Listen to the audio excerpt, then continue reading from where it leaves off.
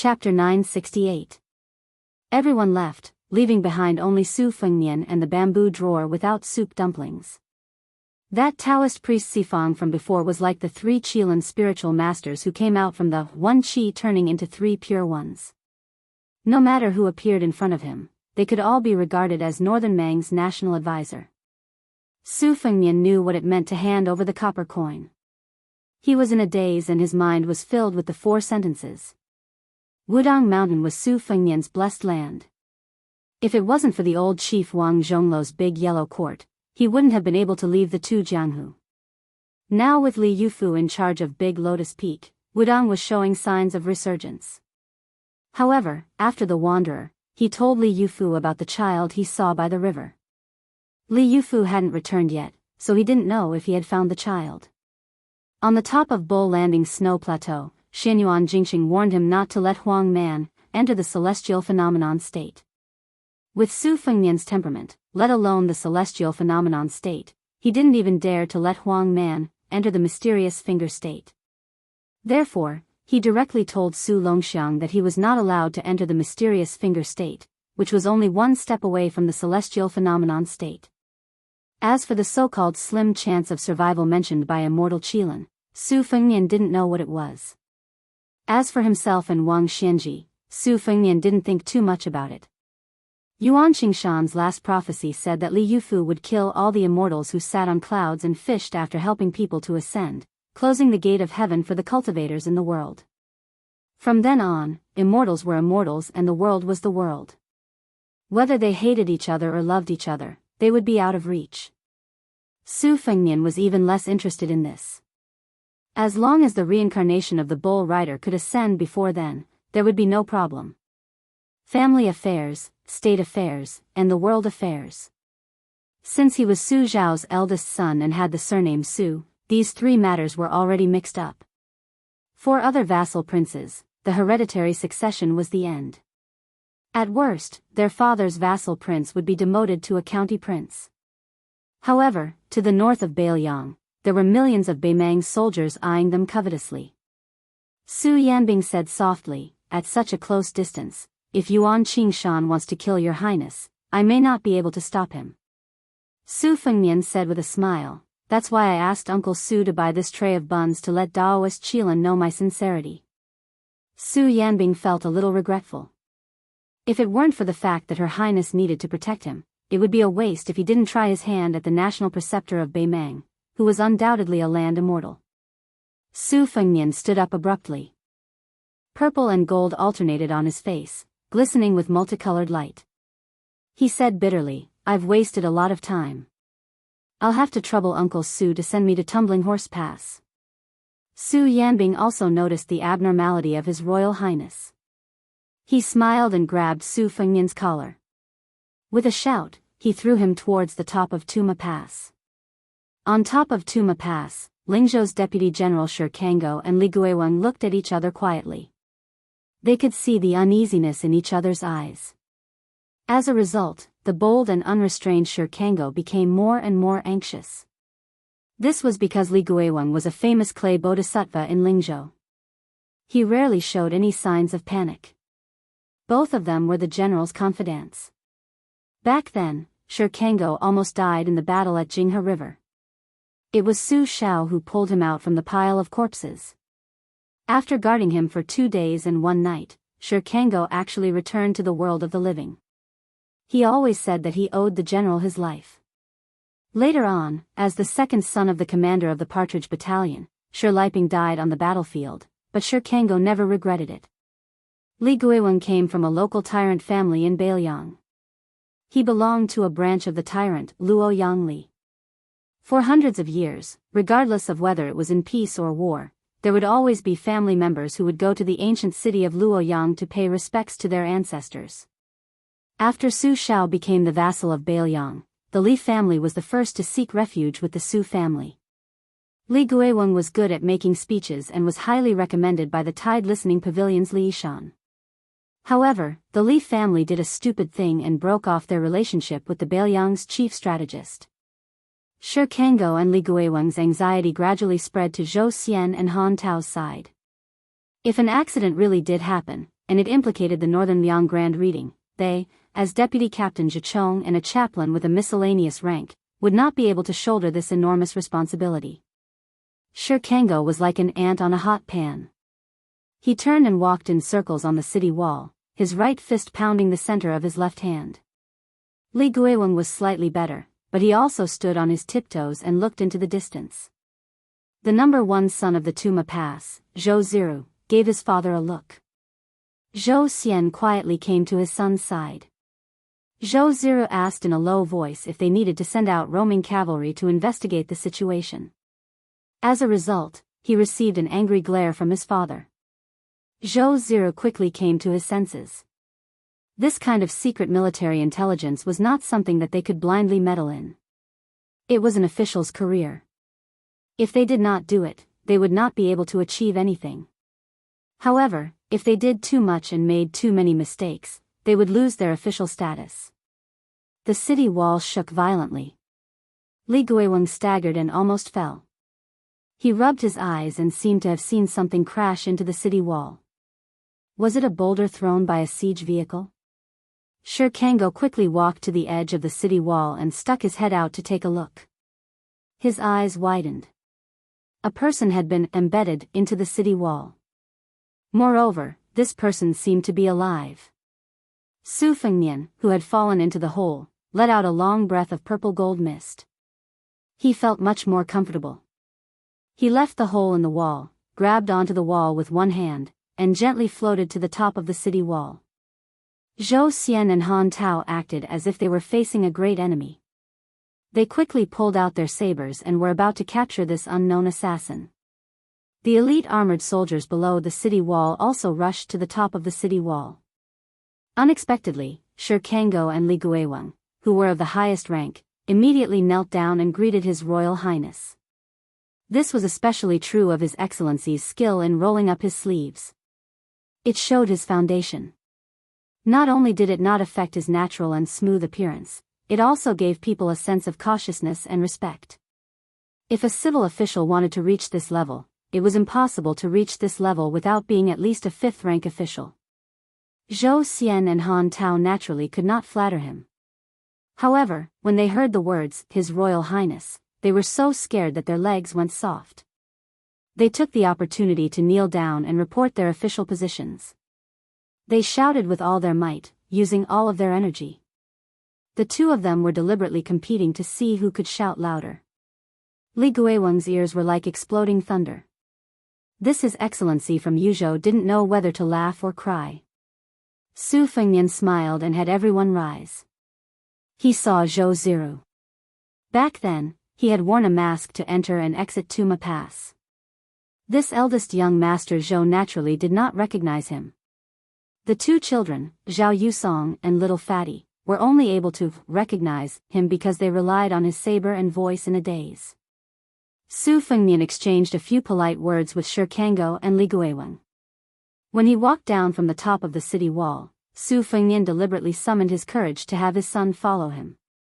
He wanted to get as close to His Royal Highness as possible to get familiar with him. He also did not expect to be able to talk to His Highness. He would be satisfied with just a casual impression. Unexpectedly, His Royal Highness turned his head and opened his golden mouth. Zhou Ziru, when I entered and exited Beimang last year, I passed by Tuma Pass. I know that you lead troops well. When I return, I will tell Huang Fujin to let you be his personal guard. What do you think? Chapter 969. Zhou Ziru was a high and mighty general in the Fish Dragon Gang, but evil people have their own ways to deal with evil people. In front of His Royal Highness, the evil dragon of Biyao, he was not even a shrimp soldier or crab general. He was so shocked that he was no longer as tactful as before. Fortunately, Vice Captain Zhicheng, Zhou Xian, had been through ups and downs in the officialdom for a long time, so he still had some composure. He hurriedly pulled his son to kneel down and thank him. Everyone in the world knew that there was a party in Biyao who would often have outstanding achievements in the future. The general's adopted son, Qi Danghua, and the richest man in Qingzhou, Lin Quan, were both flag-bearers of the Biyao cavalry. Being the personal guard of a big shot had the same effect. Huang Fujin was now very influential in Yuzhou. As long as Zhou Ziru became the confidant of the general of Yuzhou, Zhou Xian would not worry about his son not being able to bring glory to the family. Su Fengnian asked Zhou Ziru to follow him. Zhou Ziru walked as if he was walking on thin ice. Su Fengnian asked with a smile, "Is there a gang in Lingzhou called the Fish Dragon Gang that often passes through Tuma Pass?" Zhou Ziru's heart tightened. With his outstanding memory and extra attention that he could not tell others, he nodded and said in a deep voice, "Your Highness, if I remember correctly, the Fish Dragon Gang has passed through Tuma Pass 6 times. The last time they came out of Tuma Pass was when it was snowing, and they entered Tuma Pass 2 days after the winter." Su Fengnian nodded and did not comment. This made Zhou Ziru worried. Could it be that the Fish Dragon Gang was involved with the spies of Beimang? Last time, the Fish Dragon Gang overturned their boat in the gutter. After that, for the sake of the Fish Dragon Gang, the Tuma Pass turned a blind eye to many expensive goods entering and leaving Tuma Pass under Zhou Ziru's instructions. In this world, information was blocked. Even if some urgent military information was sent through the courier route, it was possible that it would sink like a stone into the sea, let alone other small news. Su Fengnian completely fell out with Zhong Hongwu, the great general of Huaihua, in Longqing prefecture of Lingzhou province. It was a big deal and everyone knew about it. However, few people in Yuzhou knew about it since it was in the Fish Dragon Gang. The main reason was that Lu Nirong, who took over as the gang leader, never mentioned His Royal Highness. No one in Longqing County dared to gossip about this matter. In the past, it did not matter if they mocked His Royal Highness, but now even old General Zhong Hongwu, and with him. Fortunately, His Highness did not let the father and son of the Zhou family tremble in fear for too long. Before coming out, he said to the 2 local gangsters of the Tumbling Horse Pass, "I have a friend in the Fish Dragon Gang. Deputy Commander Zhou and Mr. Han, please take care of him in the future." In the future, His Highness would be so valuable that he would only be inferior to the one sitting on the dragon throne in the capital. Since His Highness had spoken, Zhou Xian and Han Tao naturally agreed. Deputy General Shi Qiangao of Yuzhou would accompany him to the pass, but Li Guiweng did not need to. When he heard that His Highness would give him a precious flower painting from the southern Tang monarch, Li Guiweng smiled from ear to ear. It was true that the flower painting was very valuable, but if it was given to him by His Highness, Li Guiweng would have great confidence in the officialdom of Yuzhou. When His Highness mentioned the painting, His Highness mentioned the governor of Yanji County, Hong Shandong, and said that he heard this person had a good official reputation. Watching the 3 riders leaving, Li Guiweng stroked his beard and muttered to himself, "His Excellency doesn't think highly of Hong Shandong or find him an eyesore." As Hong Shandong is the favorite student of the provincial governor of Liangzhou province and is a prefectural governor himself, Li Guiweng couldn't control him even if he wanted to. However, now that he's favored by His Excellency, Li Guiweng didn't mind doing some icing on the cake. Hong Shandong always intended to be a scholar of classics in Yuzhou province so as to be transferred to the hub of the officialdom of Yuzhou province. However, he had been blocked by the provincial governor of Yuzhou province over these years. Although Li Guiweng was an auxiliary official of the provincial governor, he was not a vassal of the provincial governor. As Li Guiweng had a good relationship with some important officials of Yuzhou province who had the same rank as him, it was possible for him to promote Hong Shandong together with him. Offending the Yuzhou provincial governor and currying favor with His Royal Highness, which was more important? Li Guiweng, who was a hardcore crop of the Su family, did not need to think too much about it. Inside the pass, a young lady was being dragged by a child towards the Tumbling Horse Pass with quick steps. The child with delicate features was still muttering to himself, "Mother, if we don't go faster, Su Gongzi will come out of seclusion." The young woman, who could be considered outstanding among the women in Rouge County, pursed her lips and hummed. She told herself that she just wanted to tell young Master Su that she owed him 200 taels of silver. Most likely, she could pay him back faster as long as she agreed to work for the Jinji Weaving Bureau and became a weaver. However, the villagers all say that Lingzhou is rich, but there are many hedonistic sons. There are as many of them as there are hairs on a cow. Especially our northern Liang's crown prince, who is the most lecherous. He is currently in Lingzhou as some Lingzhou general. If one of them takes a fancy to her, what should she, a girl who has left her home and has no one to rely on, do?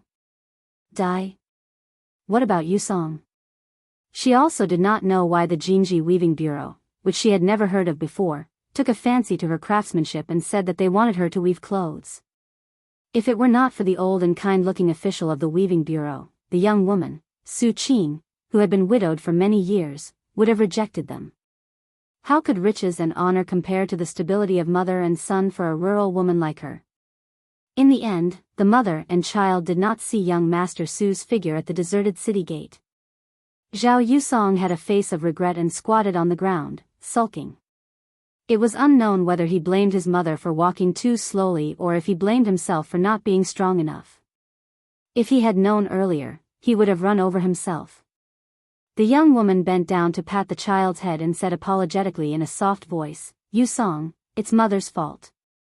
The child was sulking, but he could not bear to make his mother feel guilty. He raised a brilliant smile. She said softly, "Mother has thought it through.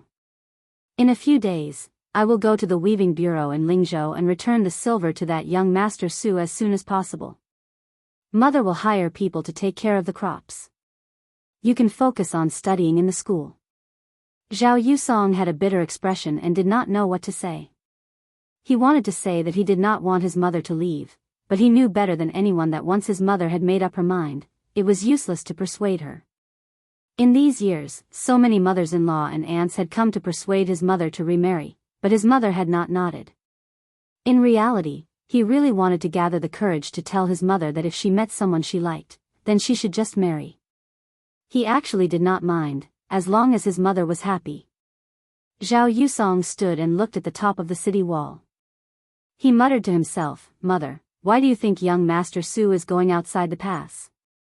Su Qing shook her head and did not speak. They simply rode out of the pass on 3 horses, without any armored cavalry guards. However, Shi Qiangao was not worried at all. He had the general's retainer Su Yanbing by his side. Also, on this trip to the gourd, there would be countless scouts along the way. He believed that nothing would go wrong. Moreover, it was said that His Highness was an expert who had killed the king of the northern courtyard and the leader of the Ruran cavalry. Who would dare cause trouble here? For some reason, Su Fengnian stopped his horse. He reined in his horse and turned to look south. Tuma Pass was only a black dot in his field of vision. Su Fengnian raised his head, took a deep breath, and closed his eyes. The early spring sun was warm.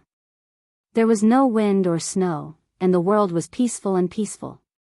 Before he went to Beimang, he had been drinking with Su Shao at the top of Mount Qingliang. Under the influence of alcohol, he had impudently said to Su Shao, "If you're old, then you're old. Don't sneak around and die." At the time, Su Shao had readily agreed, saying that he had not yet held a grandson and could not bear to die. He had even bragged that he did not want to die and that even the king of hell did not have the guts to take Su Zhao's life. However, Su Fengnian could see more than anyone else that Su Shao was growing older with each passing day. He was so old that even when the father and son climbed the mountain together, they needed to stop and rest. Before becoming a father, most young people would find it very difficult to imagine that their father could be old, or that old. Su Fengnian opened his eyes and continued riding north.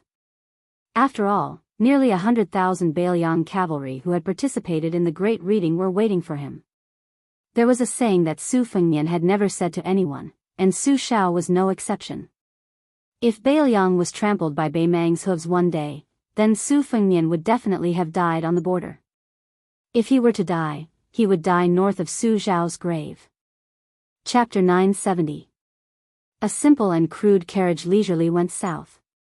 It first visited the 3 military towns of Gentleman's Mansion, Maolong, and Li Valley outside the military town of Huachu. Last year, the border of the southern dynasties was filled with gunpowder. The Biyao cavalry crushed everything along the way like a hot knife through butter. However, to everyone's surprise, they did not occupy the military towns in order to push the border to the north to resist the Beimang cavalry. Instead, they looted all the goods and craftsmen and left. They did not even bother to destroy the cobweb-like post roads on the border. Obviously, they were not afraid that the Baimang would smoothly launch an attack on the border. The carriage went past the 3 towns. It was a scene of desolation and panic. The owner of the carriage occasionally lifted the curtain expressionlessly. Then, the carriage turned east and rushed to the lower city of Liuwa at the border of Longyao Province and Yuzhou Province. The city's governor, Tao Qianji, died suddenly during the Qingming festival last year when he was visiting the tomb. The carriage did not enter the city. It went straight south and approached the border of Liangmang. The owner of the carriage seemed to be in a good mood. She sat behind the coachman and leaned against the thick cotton curtain. She held a pot of homemade glutinous rice wine and drank a few mouthfuls. Then, she sang a familiar high-pitched song. The desert was vast, and the carriage seemed to be lonely. The old woman's song was not gentle at all. Instead, it was soul-stirring. The coachman was an ordinary-looking short and stout man. However, he had long arms like an ape holding a whip, which made his figure look ridiculous.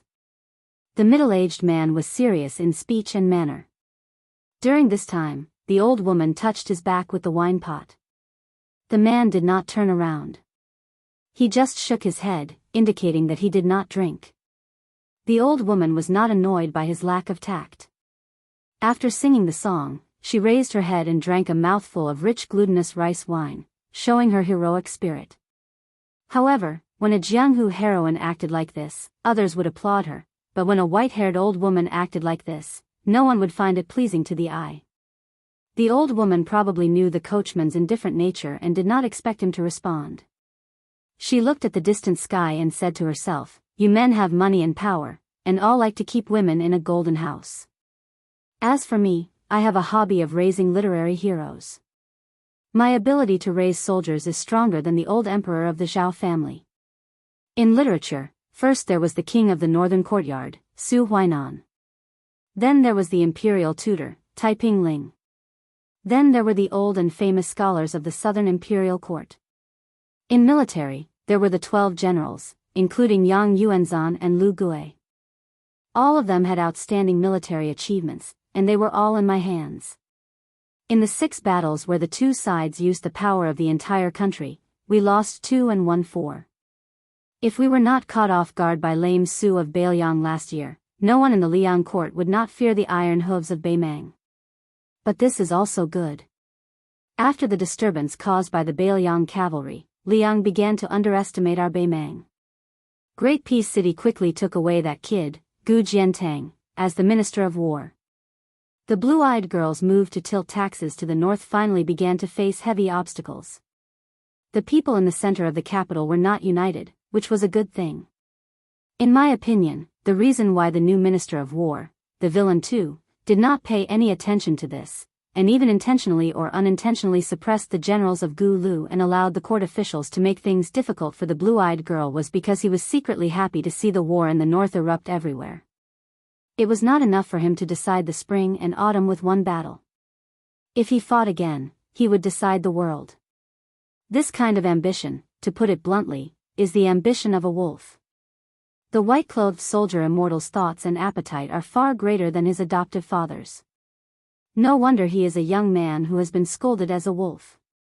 If he was in our Baimang, would already have a headache with the ambitious fatty dong. If he was added, how would I deal with the 3 of you? Wouldn't I be worried to death? That's right, Hong Jingyan, who came from the same chess and sword music school as Taiping Ling, is also quite ambitious. It's just that between him and Dong Zhuo, only one of them is destined to rise up in the southern dynasty. I have already rewarded him with all the Ruran cavalry from the 3 towns of Rochuan, Laohuai, and Wuchuan. It's about the same as Dong Zhuo's current military strength. If he still loses, he can only blame himself for only having the good fortune of being a Jianghu master and not having the fate of a ruler of the world. However, to be honest, the fatty dong's conduct in life is quite likable. The blind Hong Jingyan is detestable at first glance. Tuoba, you will definitely die much later than me. If the one surnamed Hong really dares to collude with the imperial clan and try to become the emperor behind the scenes, then regardless of whether you retire or not, you will still kill him. The man said calmly, Dong Zhuo is also capable of such treason. The old woman laughed and said, that's not a problem. Who asked me to like this damn fatty from the bottom of my heart? After I ascended the throne, he was the only one who dared to call me Big Sister Emperor. His shamelessness is so cute. Besides, Dong Zhuo is full of schemes, but at the very least, he has a bottom line. His bottom line is low, but he still has a bottom line. Such a person is actually not scary. What I am most afraid of are those whose bottom lines are unpredictable. General Zhong Shintong and Murong Baoding are such treacherous people. You will never know what kind of surprise they will bring you or what kind of disgusting things they will do. Hand Bei Mang over to Fatty Dong. The Murong and Yelu's surnames are not afraid of being cut off. Chapter 971.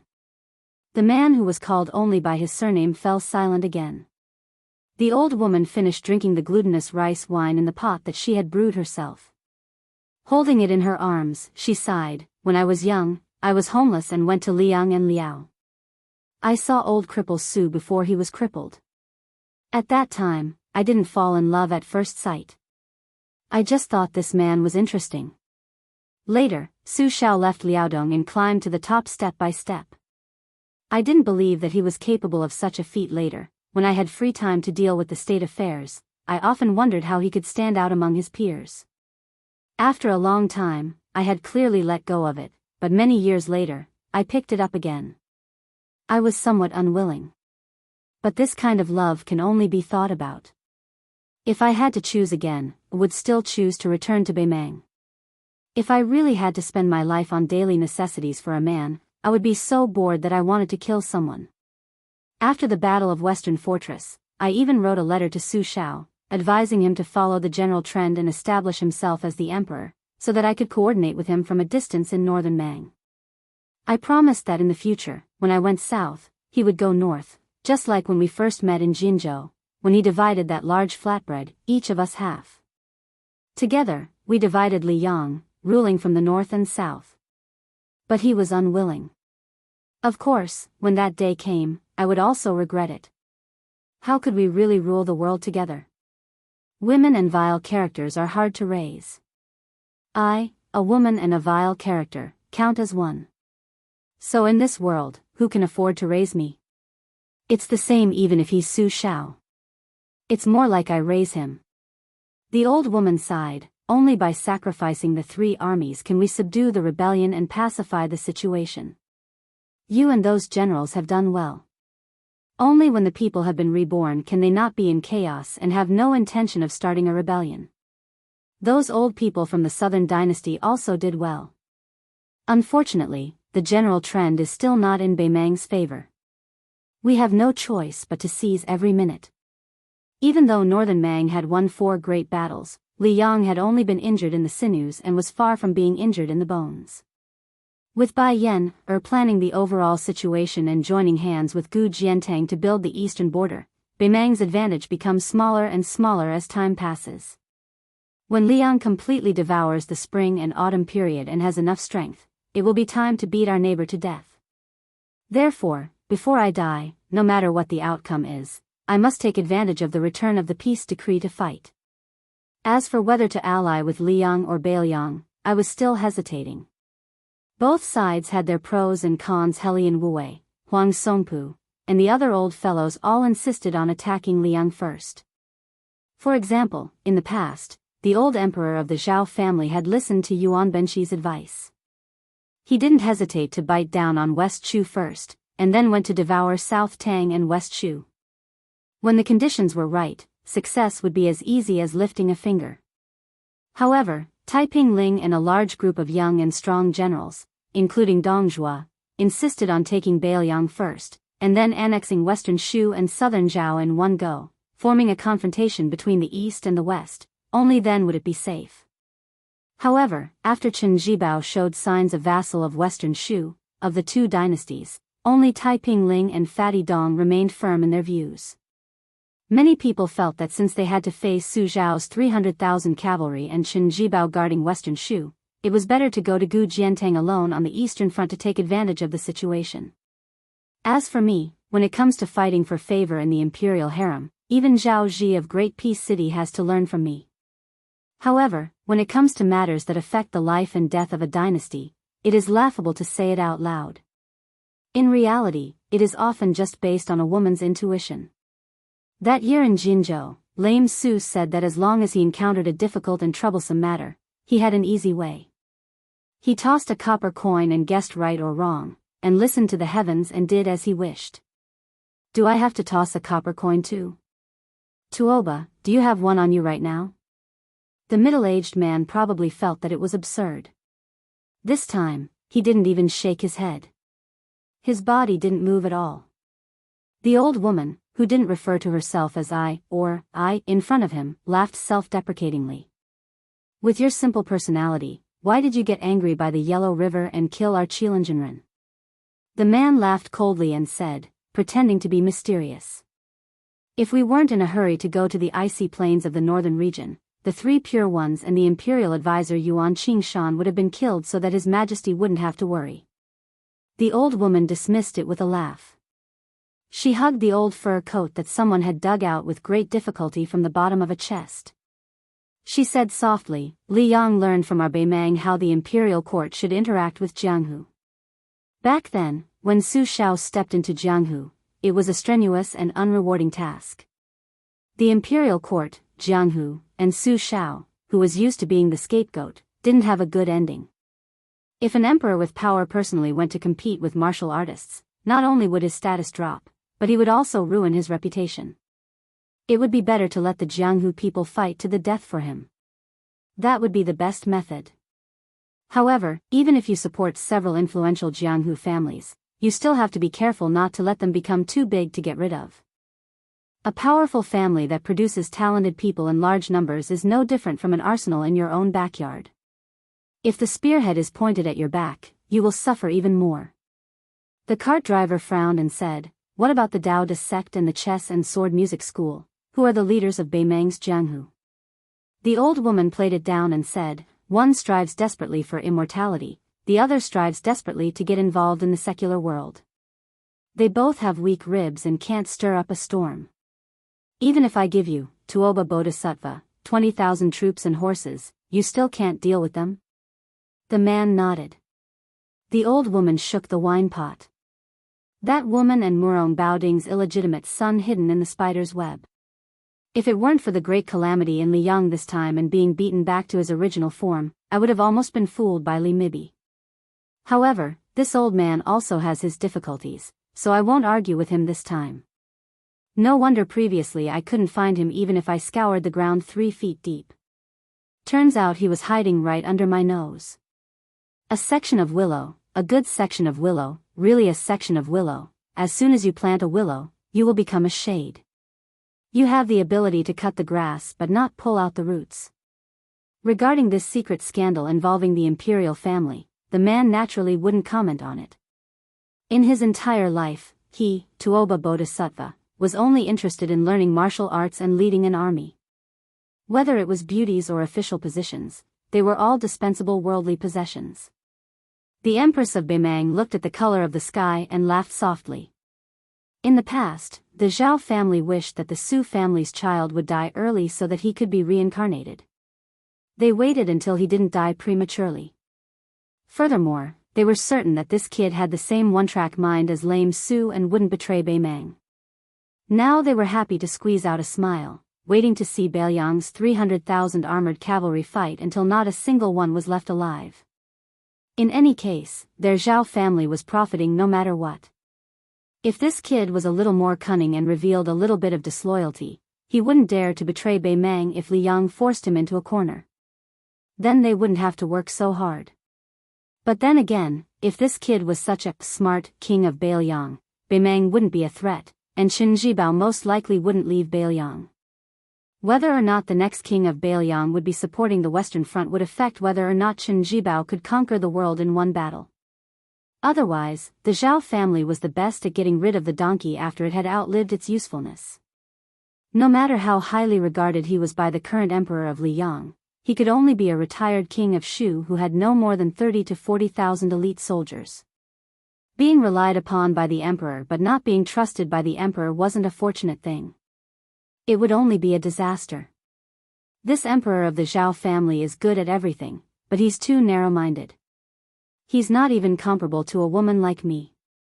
The stubborn lame Su deserves to have such a new master. Beimang's god of war, Tuoba Bodhisattva, spoke without restraint. He said calmly, "If I were Su Shao, I would have gone with the flow after the white-clothed case."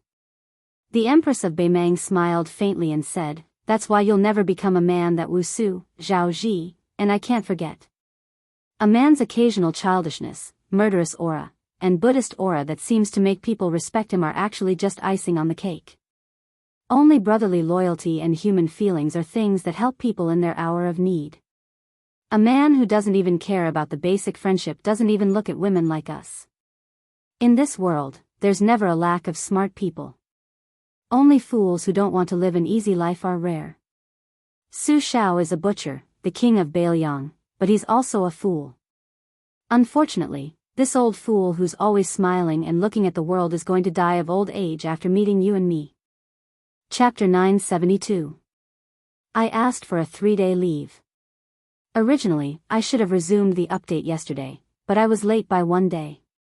Therefore, other than this 7,000-word chapter, there will be another chapter around midnight. This month and next month, I will have to work hard to repay the debt. Everybody is looking forward to it. You are also welcome to whip and urge me with all your strength. P.S. Happy New Year. The mouth of the gourd was vast and boundless. An extraordinarily majestic martial arts platform was temporarily built. 3 li to the east and west of the martial arts platform, respectively, there was a military review building for Beiyang's meritorious old generals and civil officials, 1 civil and 1 military, forming a temple and a great hall supporting each other. Among them, the civil building had 6 floors, 1 floor higher than the martial building. This made the scholars who were successively ascending the civil building to feel somewhat honored in their hearts. Inside the building, there was no lack of Beiyang civil officials with superior ranks. Other than the newly appointed governor of Lingzhou, Su Beiji, the governor of Yuliang had already ascended to the top floor, leaning against the railing and gazing into the distance with the administrator Li Gongda. However, the one closest to Li Gongda was not the governor of Liangzhou, Hu Kuei. It was also not the governor of Yuzhou, Wang Peifang. Instead, it was 2 fresh faces, the Chancellor Wang of Shangyin Academy and the one who was originally supposed to take up a post at the Imperial Censorate in the capital, wearing a high hat and broad belt. When the sandstorm hit the building at the frontier fortress, their sleeves fluttered, setting off the 2 old men's fresh and immortal air. According to the law, Hu Kuei was half a rank higher than the governor of Lingzhou in Beiyang. Compared to the old men in the building, he could be said to be in the prime of his life. In his early years, he was the commander of the Beiyang army's Liaoju cavalry. Among them, the Great Horse Camp was known for its elite crossbowmen. His military exploits in the Beiyang army were illustrious. For some reason, Hu Kuei was supposed to take over the position of Liangzhou's general within 5 years. However, 8 years ago, he unexpectedly led 300 light cavalry to break into the hinterland of Beimang's Beimang-Jibwa military town without permission. Afterwards, he lost his official position. Only then did Chen Jibao, who took over the Liaoju cavalry, have the world's first-class scouts, who were able to suppress Liao Dongzhuo's crow's nest. However, after Hu Kuei lost his official position, he was deserted by his friends and family. Unexpectedly, he gave up the military and entered the civil service. He started as a civil official in Liangzhou. In a short 7 years, he unexpectedly became the governor of Beiyang. In private, the officials of Beiyang laughed and said that it was unreasonable for a person who had been peed on several times to be revived. Wang Peifang, the governor of Yuzhou, was a pure scholar. He had always been at odds with Hu Kuei, who had been in the military for 20 years. Almost every year, he went to Mount Qingliang to have an audience with the king of Beiyang. Every year, he would complain about how Hu Kuei, a veteran ruffian, was unruly and how he allowed his subordinates to bully the officials of Yuzhou. Unlike the eccentric Hu Kuei, who stood alone on the far right of the top floor, since Wang Peifang could not get close to the administrator and the 2 old men with good reputations in the imperial court, he would exchange polite greetings with some famous scholars of the Wuxia Academy. He would say some comforting words about going back to the country and talk about the most popular poems in the literary world. Hu Kuei was wearing a gorgeous official uniform of the first rank of the third rank. This governor of Liangzhou lived up to the name his parents gave him. He was tall and sturdy and was half a head taller than the men of the northern region. There were many civil officials and scholars on the top floor. Most of them were thin, which made Hu Kuei stand out from the crowd. After Hu Kuei got on the top floor, he did not greet anyone. He stood by the railing and looked into the distance. The yellow sand was rolling and the fierce troops of Biyao were lined up in battle formation. Hu Kuei's eyes were in a trance. If it were not for the disaster that year, he would also be among them and even be qualified to stand there to review the troops and practice martial arts. Hu Kuei moved his eyes and looked at the martial arts platform. He held the railing with one hand. Among the civil officials of Biyao, the governor of Liangzhou was second only to the king of Biyao. He sighed softly. A young scholar who was personally introduced by Mr. Wang of Shangyin Academy to Li Gongda to make himself familiar was named Yu Wandao. Even when he talked to the administrator, he was neither servile nor overbearing. His character was slightly distant, which made the scholars of the two places at the back of the top floor criticize him for not knowing the severity of the situation. He was really too arrogant because of his talent. Yu Wandao wore a jade belt and a long saber. His face was like jade and his appearance was extraordinary. Under the trampling of countless horse hooves, the building gave people a feeling of shaking. Many scholars from other places saw the cold military appearance of the Biyao cavalry and their faces turned pale. Yu Wandao's expression was still calm. While Huang Shang was discussing with the administrator whether they could allow the establishment of the academy and the Scholars Association, Yu Wandao silently walked to Hu Kuei's side and did not say anything. The two stood side by side and looked at the battlefield. The two were silent for a long time. Unexpectedly, it was Hu Kuei, who was in a high position, who spoke first. He said calmly, "You must be the eldest grandson of the Yu family of Yinyang. On the first day of studying at Shangyin Academy, you shocked the world with a single brilliant feat and solved the 6 questions of heaven and earth left by Huang Sanjia." The second master of the Song family once made a monthly comment and also commented that Yu Wandao's words carried zen and could satisfy one's appetite. If you enter the imperial court, you will have a meteoric rise. If you are in the wilderness, you will inherit the literary vein. Even our second commandery princess highly praised your poetry. The reason why I, Hu Kuei, paid attention to you is because you once wrote the 48 words of Liangzhou's Big Horse Song, to pay tribute to the Big Horse Camp. I thank you on behalf of the 260 brothers who died. Hu Kuei put one hand behind his back and the other hand patted the railing. He said softly, "Green and yellow, killing wild sheep. Liangzhou's big horse died in a foreign land. Good, very good. Even a boorish martial artist like me can read it without difficulty." Just based on these 2 sentences, even if you, Yu Wandao, asked me to be a 4th-rank official and take office tomorrow, I would be willing to agree. The horse stepped on the green grass and yellow sand, spurring the horse to kill sheep to eat meat, looking back but still not seeing home. Many literati might be able to write about these simple things, but they just don't want to. Yu Wandao was the eldest grandson of the Yinyang Yu family. When he drew lots at the age of 1, he grabbed a copy of the Spring and Autumn Annals with one hand and a peerless famous knife Big Luan with the other. When he was 4 years old, he wrote poems and became famous all over the world. When he was 14 years old, he carried a book and carried a knife to study at Shangyin Academy, attracting the attention of the world. He was also one of the young talents that made the Liang imperial court feel the most heartache and annoyed. Because of this, the Yu family was angered by the Zhao family's emperor and was miserably suppressed in Guangling. Yu Wandao lowered his head to look at the knife and then raised his head to look into the distance. With a warm smile on his face and a determined look in his eyes, he said, "General Hu, I came to Biyao this time not to ask for an official position from you. I just want to see His Royal Highness with my own eyes. Then I will have no regrets in this life. I can't stand the arrogant and willful noble families that break the law, the pretentious imperial college, and the imperial court that gets rid of the hounds after the hares have outlived their usefulness. Only your highness is pleasing to the eye. I also want to ask your highness, if one day Biyao can't defeat the 1,000,000 iron cavalry of Beimang, does Su Fengnian dare to die on the battlefield? Does he dare to guard the northwest gate for the central plains? If Su Fengnian is willing to nod his head, then in the future, Yu Wandao will be added to the pile of corpses. We scholars seek fame in peaceful times and study in troubled times.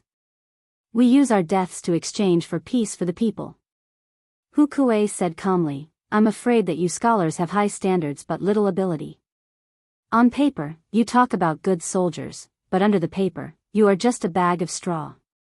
Yu Wandao heard the Liangzhou provincial governor's words, which spoiled the mood, and laughed instead. I'm also afraid of this. So after the military parade and martial arts training, I'm going to join the army and be a pawn. Whether I'm a mule or a horse, I'll know once I walk it. But along the way, I've seen many graceful northern beauties who are not like the Jiangnan women. They are tall and have bold personalities, very much to my liking. Before I die, I have to marry such a tall wife so that I won't let down this life and Biyao. Yu Wandao doesn't have any elders here. When I send gifts to a woman's family, I hope that official who can do it for me.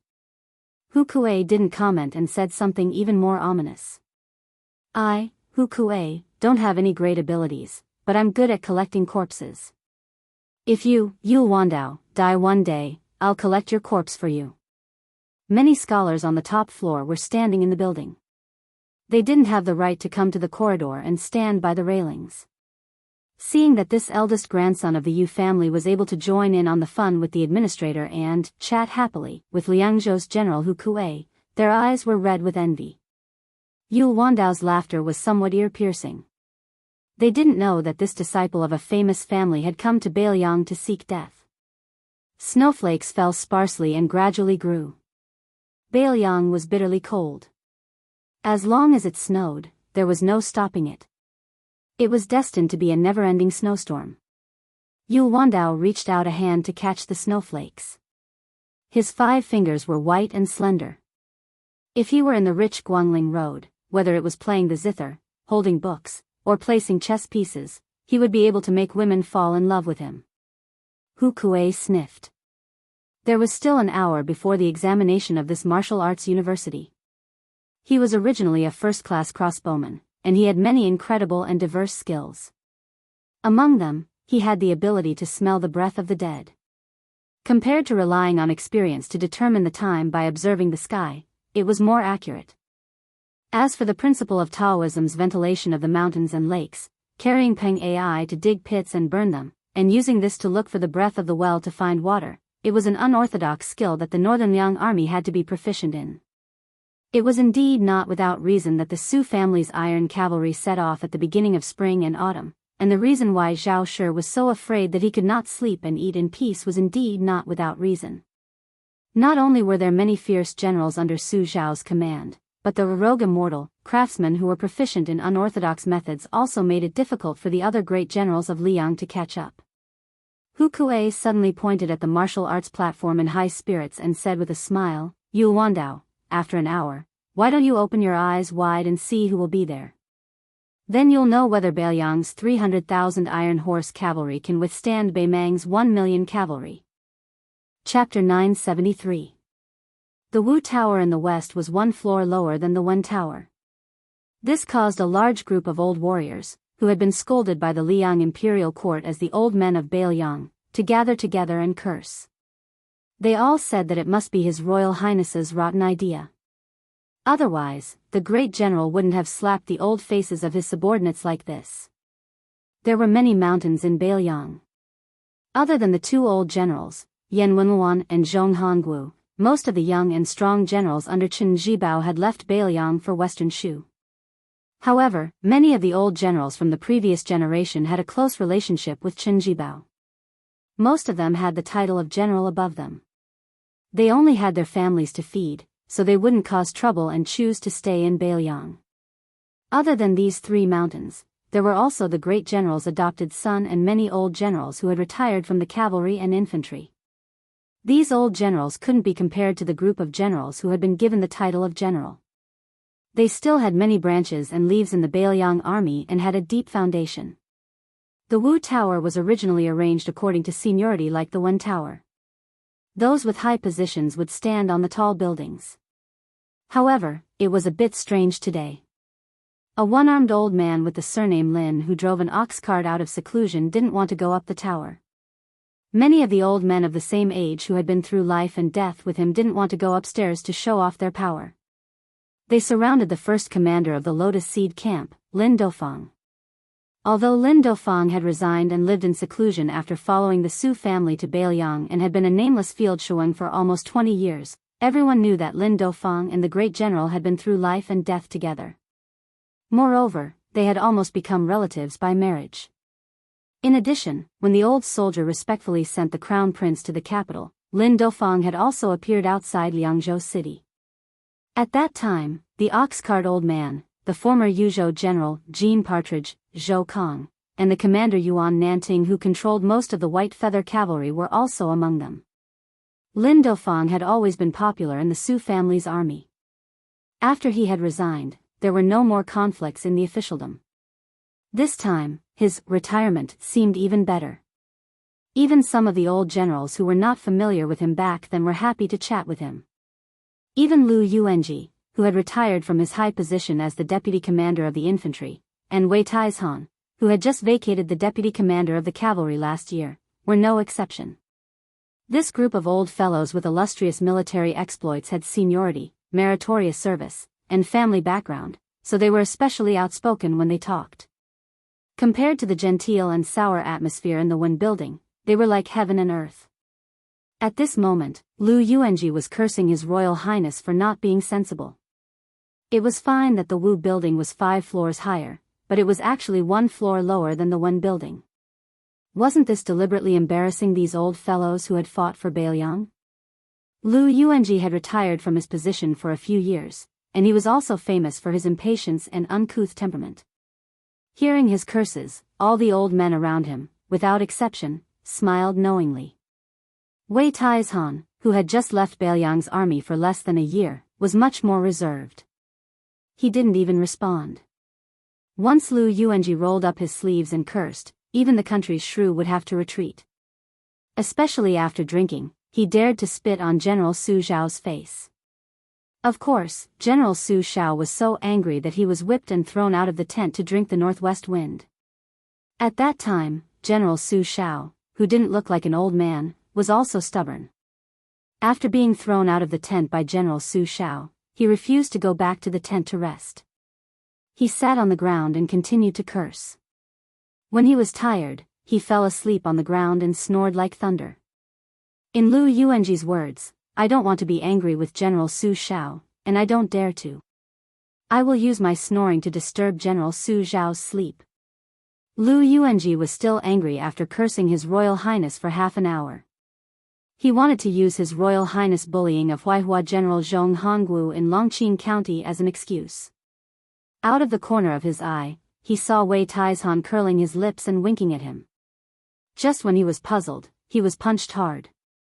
Lu Yuanji was stunned. He turned around and was punched in the face again. His nose was bruised and his face was swollen. Lu Yuanji finally saw that it was old man Lin's dirty trick. Lu Yuanji was so angry that he immediately punched Lin Duofang's head back. He cursed, "Lin, I've wanted to beat you for a long time. What did you tell me? You said that you wanted to kill the northern barbarians with me. We were born in the same year, month, and day.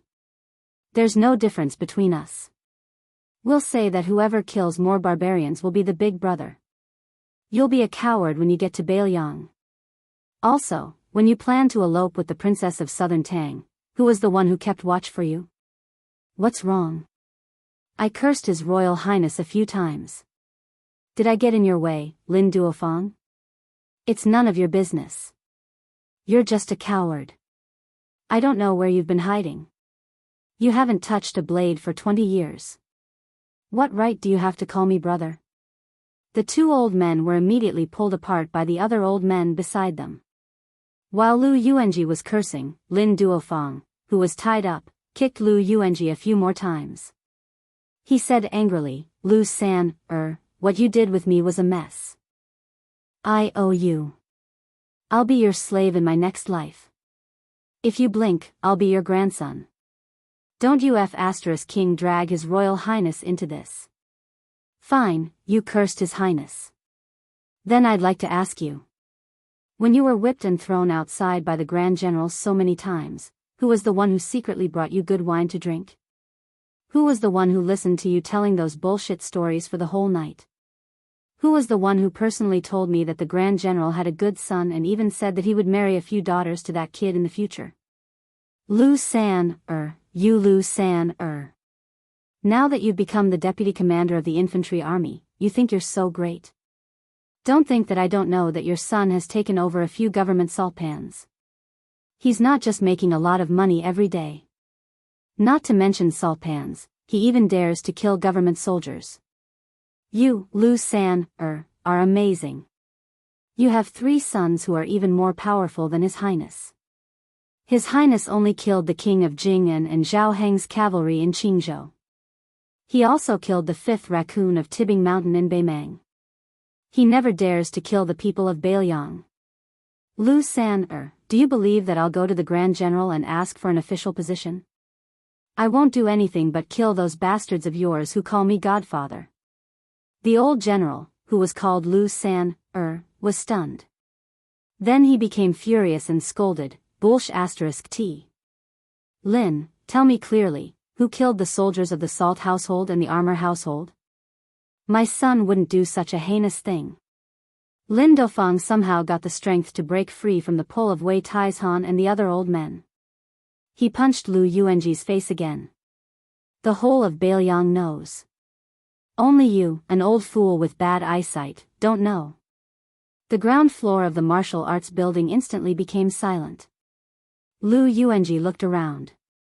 Wei Taizhan was still calm and silent. Many old men avoided the gaze of this Lu San, Finally, Deputy Commander Lu's lips couldn't stop trembling. He waved his arms and didn't want anyone to help him. He sat down on the ground and panted heavily. Lin Dofang was still angry. He wanted to step forward and kick Lu Yuanji. Fortunately, Wei Taizhan hurriedly held him back. Only then did they manage to stop the old man who built the Lotus Seed camp. The scene inside the building was enough to stun any outsider. Chapter 974. Lin Dofang took a deep breath and patted the back of Wei Tiashan's hand. The latter slowly let go of his hand. Lin Dofang sat in front of Lu Yuanji, facing him. He turned his head to look at the snowy sky outside the tower and sighed softly. Lu San, and old Wei, we old people with half a foot in the grave always talk about how we helped the great general conquer the world and protect the country.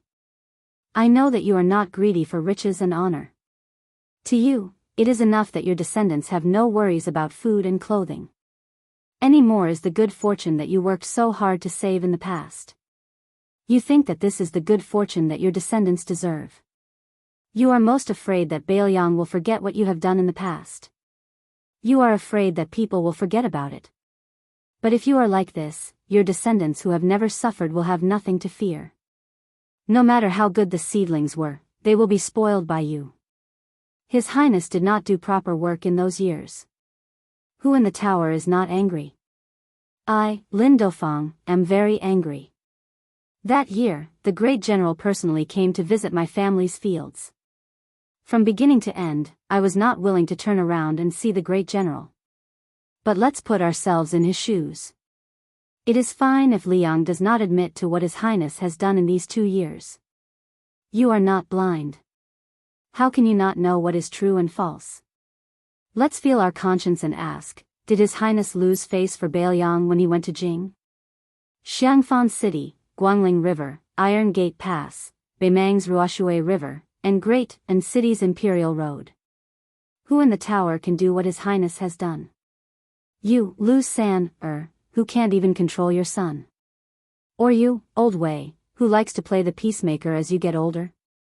Or you, Han Tuizi, who has only cared about taking care of your disciples and official career these years. Lin Dofang pulled back his gaze and looked at Lu Yuanji.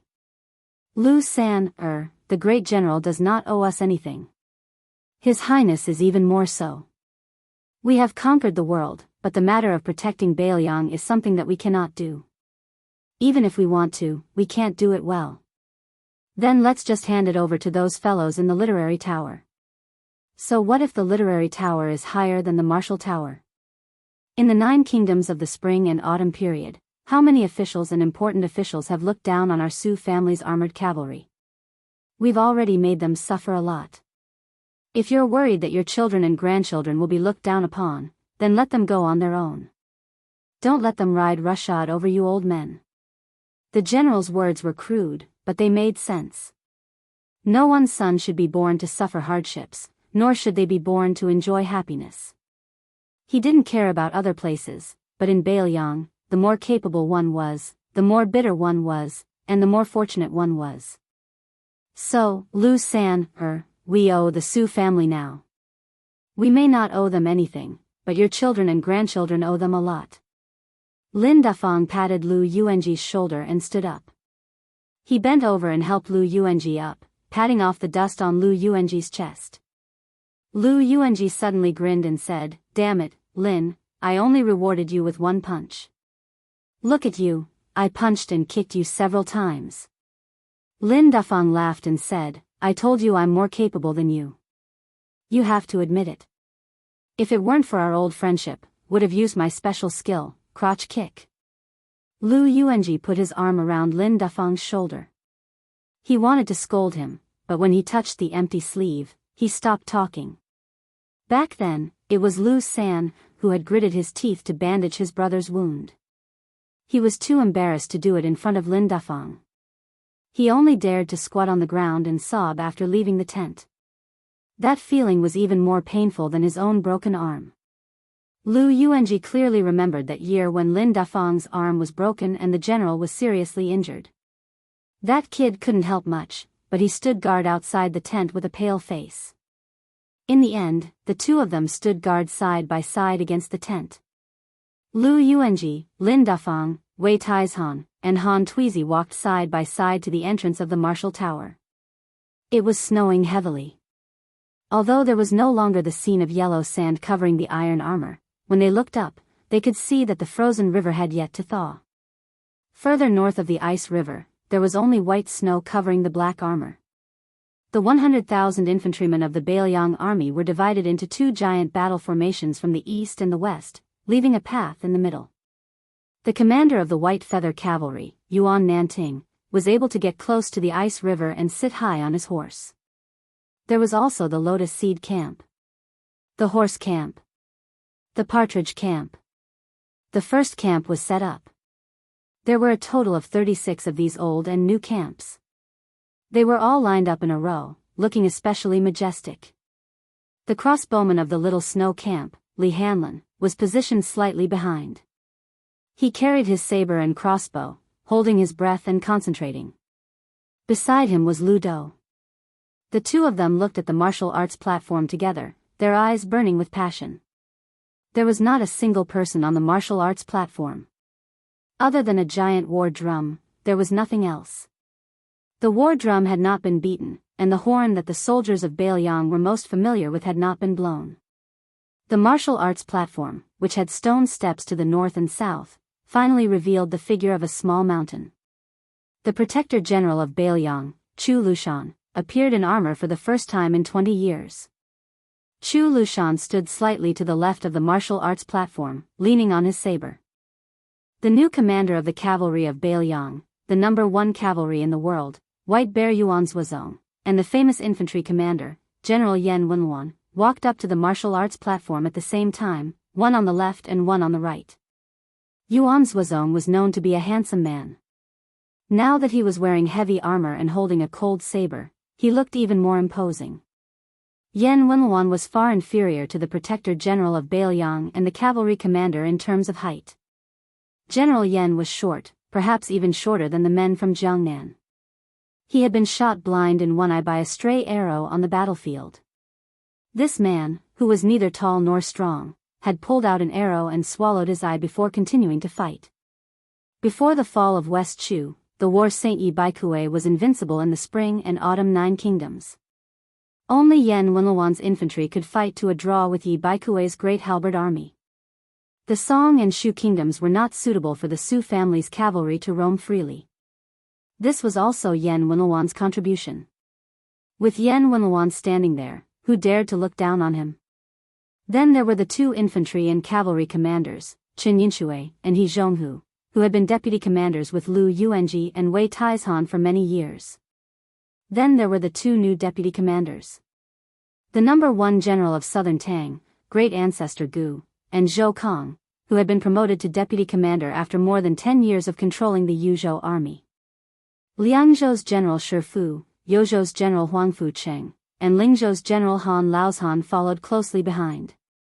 But why was there no general or king of Biyao? Finally, Su Longxiang, who was barefoot and dressed in black, led Qi Xuanzhen's black tiger onto the school stage.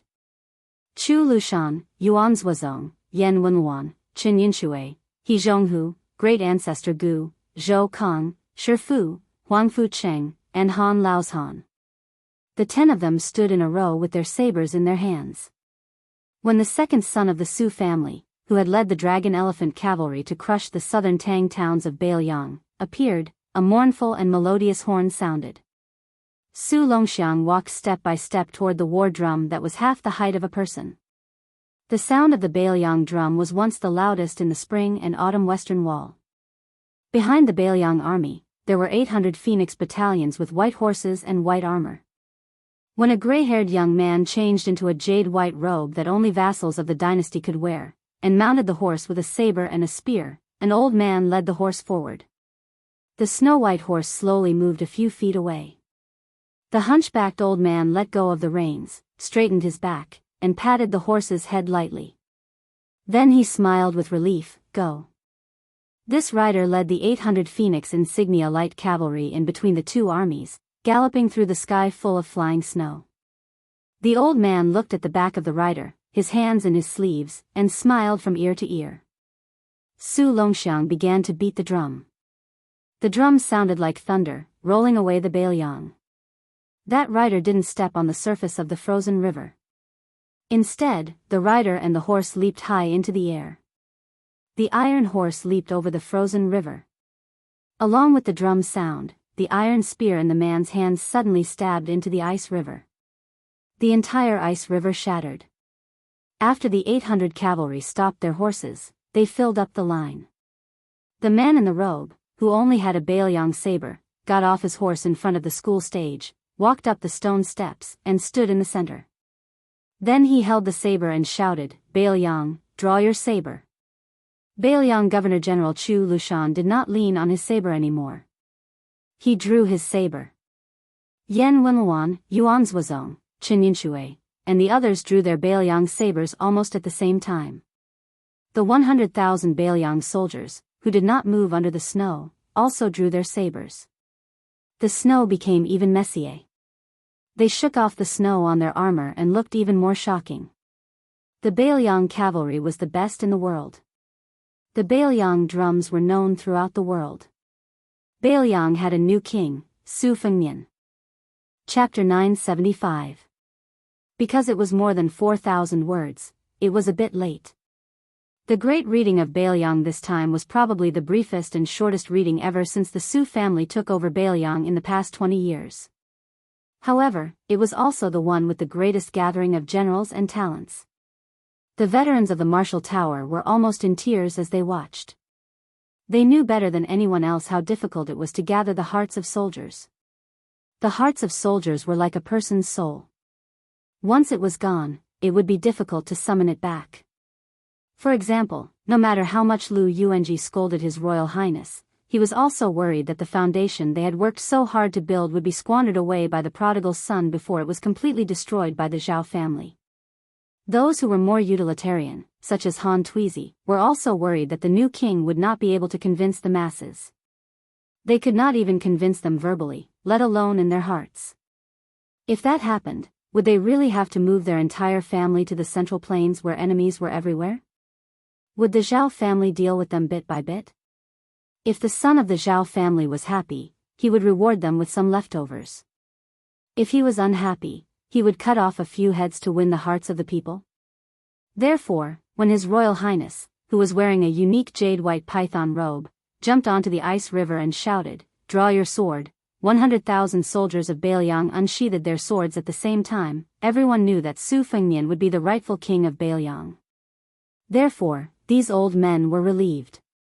They even thought that since the general was unable to conquer Beimang in one fell swoop, would it be possible for the young king of Biyao to succeed? With this thought that had haunted their dreams for many years, they could not bear to die. They were also unwilling to turn a blind eye to their own family's seed being destroyed. In fact, many of the old men were not really senile. For example, Lu Yuanji, they really could not bear to see their children and grandchildren wreak havoc. They just did not believe in the legacy of the Su family. So what if they could take more of the Su family's property into their own pockets? However, from now on, they would have to plan carefully again. There were not many twists and turns in the martial tower. After all, most of them were old fellows who were used to seeing battle formations and killing. However, the foreign scholars at the Wen Tower were trembling with fear. In the past, they had heard that the Biyao cavalry's battle prowess was the best in Liang. As for how powerful they were, they had no idea. If it were those scholars who came from the Yan Imperial Palace and Guangling Taoism who had more or less seen the way the two vassal kings led their troops, they would not believe that the Biyao's battle prowess was much greater than theirs by a large margin. However, when they saw with their own eyes the black mass of armored soldiers that stretched as far as the eye could see, even if they were looking from afar, the eerie atmosphere was suffocating. Especially when the 100,000 soldiers unsheathed their swords at the same time, it was as if the wind and snow between heaven and earth had to stop. Most of the people in the tower trembled violently. Previously, there were busybodies who had named the generals on the martial arts stage one by one. Each of their names was like thunder to the ears. When the 10 of them stood shoulder to shoulder with their swords, no one believed the nonsense that Biyao was lacking in manpower. The unspoken majesty on the martial arts stage made the people of the Wen Tower ask themselves, could Gu Jiantang, who had resigned from the Ministry of War, defeat the Biyao cavalry? Could the king of Yan Imperial Palace, who was second only to Su Shao among the vassal kings, really contend against them? Even if the man in the python robe who stood out from the crowd could never reach the height of his father, as long as he, Su Fengnian, had 300,000 elite soldiers, could he really be bullied by anyone? Yul Wandao did not have these messy thoughts. He only saw the distinctive python robe, the way he leaped onto his horse and threw his spear into the icy river, the slow steps he took as he ascended the stage, and the way his finger moved across the hilt of the famed sword, Great Luan. Yul Wandao suddenly felt that there was no need to ask anything. After 2 hours of military parade, everyone put their swords back into their sheaths. The man in the python robe disappeared. General Yan Wenluan went to greet the people of the Wu Tower. Yuan Zhuozong, who had the same rank, although he was the general's adopted son and the commander of the cavalry, still walked half a step behind Yan Wenluan. He walked side by side with the famous general of the southern Tang dynasty, great ancestor Gu. Huang Fujin, who did not have enough experience and popularity, was at the back. He seemed a little lonely. He did not have any interaction with the old Yuzhou general, Brocade Partridge, Zhou Kong, who was not far away. However, since this person had already occupied a place on the martial arts platform, no one dared to compete with Huang Fujin on the surface. As for the secret, there would certainly be many. The key was to see when Huang Fujin could successfully take over the military power of Yuzhou. Chu Lushan, the northern Liang protector, ascended to the Wen pavilion. When the foreign scholars saw Fatty Chu dismount from his horse outside the pavilion, they were scared half to death. They also sensed that even the administrator Li Gongda, a major second-rank border official, had a forced smile on his face when he saw this devil who ate people without spitting out the bones. Within the Wen pavilion, only teacher Wang was able to maintain a calm expression. Huang Shang, a bone-chilling scholar from Liang, simply chose to avoid seeing him and avoid seeing him. When the heavily armored Chu Lushan ascended the building, the new building creaked loudly, causing people to worry about whether the stairs could bear the weight of this man and his armor. Fortunately, this mountain-like fat pig did not bother to waste his energy going up the stairs after ascending to the 5th floor. He greeted Hu Kuei, who had descended to the 5th floor, and nodded to each other in greeting. When he caught a glimpse of Yul Wandao beside the Liangzhou provincial governor, the Beiliang governor returned home. When Chu Lushan finally mounted his horse and left, the scholars felt as if a heavy burden had been lifted from their shoulders. If His Royal Highness's notoriety in the past was merely his hedonistic behavior within Beiliang's borders, then Fatty Chu's infamy was enough to make people's hair stand on end. Cutting breasts and skinning skin, breaking skulls and pouring wine, which of these did not deserve the wrath of the heavens? However, this fat pig still happily became the highest-ranking official in Beiliang. Truly, only a scourge could live for 1,000 years. On the way back, Chu Lushan summoned the crossbowmen Li Hanlin and Lu Dou. One of them was His Royal Highness's brother, who had grown up with him, and the other was basking in his glory. The Qinzhou Lu family, who was about to become in-laws with the Su family, could not be considered ordinary Beiliang soldiers. Chapter 976. Chu Lushan dismissed the dozen or so trusted retainers behind him, bringing only Li and Lu to the banks of the frozen river. The ice had already shattered. Chu Lushan tugged at the cotton collar of his armor and gazed into the river, remaining silent for a long time. Young Master Li, who considered the prince's mansion on Mount Xingliang to be his own home, had interacted with Chu Lushan many times. However, after becoming a crossbowman who often had to exchange his life for the lives of Beimang's Ma Lanzi, when he looked back at this fatty who had once been his arm in arm, he felt a bit more reverence. It was difficult for him to joke around like before. It wasn't that he didn't want to, but rather that he didn't dare.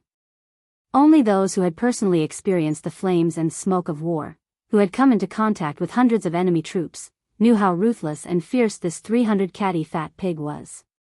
In the Beiliang army, it was publicly acknowledged that in battles with less than 10,000 soldiers, regardless of how dangerous and cruel the situation was, Chen Jibao could achieve the greatest military service.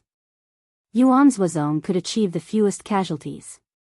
As for this fatty, whose literary talent was completely obscured by his fierce reputation, he could bring a battle to a close in the shortest time possible. In the Battle of Baishui, Chu Lushan had once defeated 3,000 Northern Han elites in a short hour. Of his 2,000 troops, 1,800 had died. Chu Lushan had participated in countless bloody battles like this. According to legend, when Chu Lushan led new recruits, he would always congratulate them. Either they would die tomorrow, or they would be promoted to commandant the day after tomorrow and scram to some other place to enjoy life. After Su Zhao's conquest of the border, his adopted son, Chu Lushan, only led troops on the border for the first 5 years. Afterwards, he left the frontier fortress. Afterwards, very few people remembered this fat pig. The number of times he was the first of the Su family's soldiers to mount the city and plant the flag was the highest. To this day, no one had been able to break this record. Chu Lushan thought for a moment before finally opening his mouth and saying, "There are some things that are better left for the king of Beiliang to speak to you personally." When Su Fengnian put on the vassal king's robe and went on stage, it meant that Beiliang had a new king today. Of course, this was in serious violation of the Liang family's etiquette. The house of Zhao, who relied on the Su family to sit on the throne and enjoy the country, would dare to say no? Even if the son of the Zhao clan had nothing better to do and wanted to punish the Beiliang, he would have to ask the Beiliang first. Li Hanlin, who had been tricked into going to the southern court and almost kidnapped to Ji province, squatted down and cradled the helmet in his arms. He grinned and said, before the great reading, my father was forced to stammer. "I'm not stupid. I've already guessed most of it." Li Hanlin continued with a smile, "Brother Nian, I don't like what you're saying. Don't think that just because you're the king of Beiliang, you're no longer Li Hanlin's brother. There's no such thing. In any case, I've decided to follow Brother Nian for the rest of my life. If I make a name for myself and he dares to not give me a big official title, I'll make a scene." Chu Lushan reached out a hand and rubbed Li Hanlin's head. He smiled and said, "It's good to be a crossbowman, but don't die. Otherwise, His Highness will vent his anger on me, the Protector General of Beiliang. Hanlin, you and I are brothers of the same family. I'll say the ugly words first. If you dare to die in front of your father, I will dare to vent my anger on your father. Li Hanlin stood up and spat a few times. He rolled his eyes and said, Protector General, don't say such unlucky things just because you're an official. Chu Lushan waved his hand and scolded jokingly, Damn brat, get lost. Li Hanlin ran away without any courtesy. Lu Do, who was born with double pupils, didn't forget to bow and bid farewell. Chu Lushan looked to the east. East was Great Peace City, the best city in the world. He smiled coldly and said, What a big piece of fat meat. Chu Lushan lowered his head and walked towards the warhorse. He laughed and said, Eating meat, our fatties like it the most. In the wind and snow at the border, the two carriages finally met. The carriage drivers were the young man who had just become the king of Bailiang and the Baimang military god, Tuoba Bodhisattva. The man and woman in the carriage, one could imagine what kind of supreme status they had. The Baimang Empress Murong and the old Prince Liang Su Shao. The carriages stopped at the same time.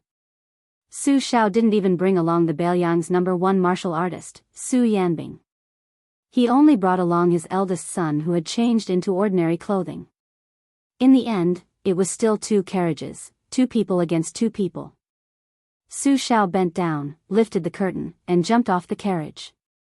The old woman in the opposite carriage also got off at the same time. Su Shao glanced at the man who ranked second and then looked at the old woman who came slowly. He laughed mockingly and said, Murong, you were so pitiful in the past. You were a shameless woman who cried and asked me to eat bread. Now you are so imposing. Tuoba Bodhisattva is your coachman. Look at me, I only brought my son. I can't compare to you. The old woman put on the old fur coat and didn't wear the mink hat. She allowed the wind and snow to hit her weathered face. Hearing Su Zhao's mockery, she didn't refute and just smiled. In Baimang, this kind of appearance could make people's eyes pop out. Su Shao snorted coldly and said, If you have something to say, say it. I'm not in the mood to drink the wind and eat the snow with you. The old woman reached out to touch the snow-white hair on her forehead and said with a smile, Old cripple, how many times have I told you?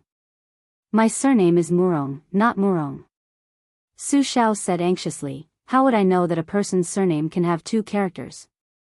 I didn't know in the past, and I still won't know in the future. The old woman didn't get angry.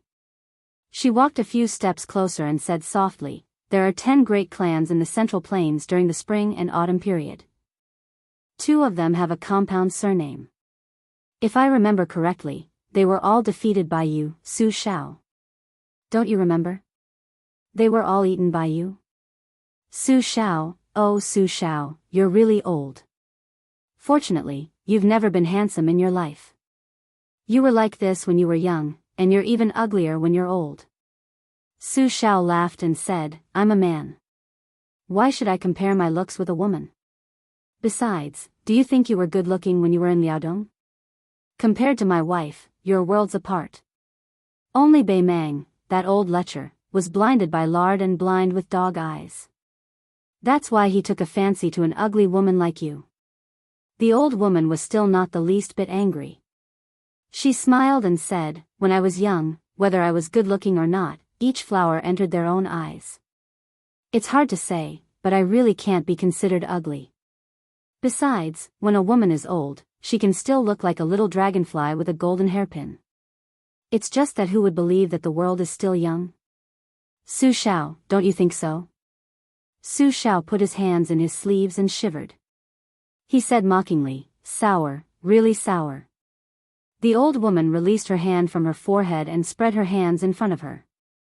She lowered her head and glanced at them.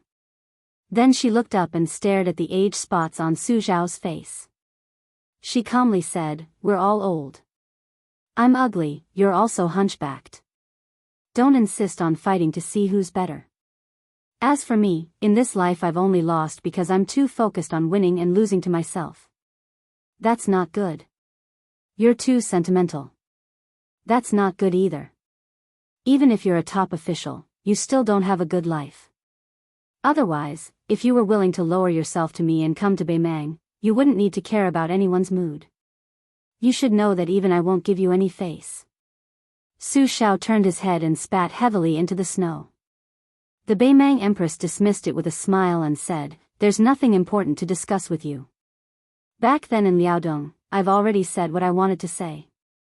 This trip down south is to see Su Xiao before you die. I just want to talk about a small matter. That's why I decided that after you die, I'll first cripple your Biyao and then go down south. In the end, I'll burn Great Peace City to the ground as incense to your grave." Was this a trivial matter in Fu Yu's casual conversation? Probably even Huang Longshan, the son of the Zhao family, and Zhang Julu and Gu Jiantang would feel that it was the biggest joke in the world if they heard it.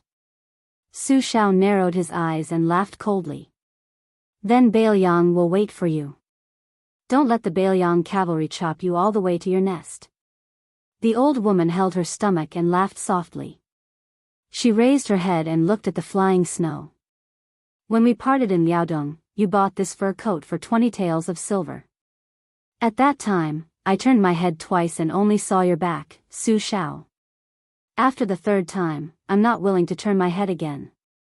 Sometimes, I wonder if I'll turn my head again and see you make a face." Su Xiao turned and left. He said calmly, "I won't." A carriage turned and left first, heading south and disappearing into the heavy snow of the north. The old woman stood where she was and remained silent. When the coachman was about to persuade her, he heard the Beimang Empress angrily say, "Shut up." The old woman covered her face with both hands. Her expression couldn't be seen clearly. The wind and snow sobbed like a woman crying. The old woman let go of her hands and raised her slender arms to tidy up her white sideburns. She laughed softly and said, "I don't know where the human face is, but the peach blossoms are still laughing like a stray dog." The carriage headed south. Su Fengnian slowly drove the horse. He had nothing to do, so he stuffed a piece of snow into his mouth. Su Xiao asked him for more, but Su Fengnian ignored him.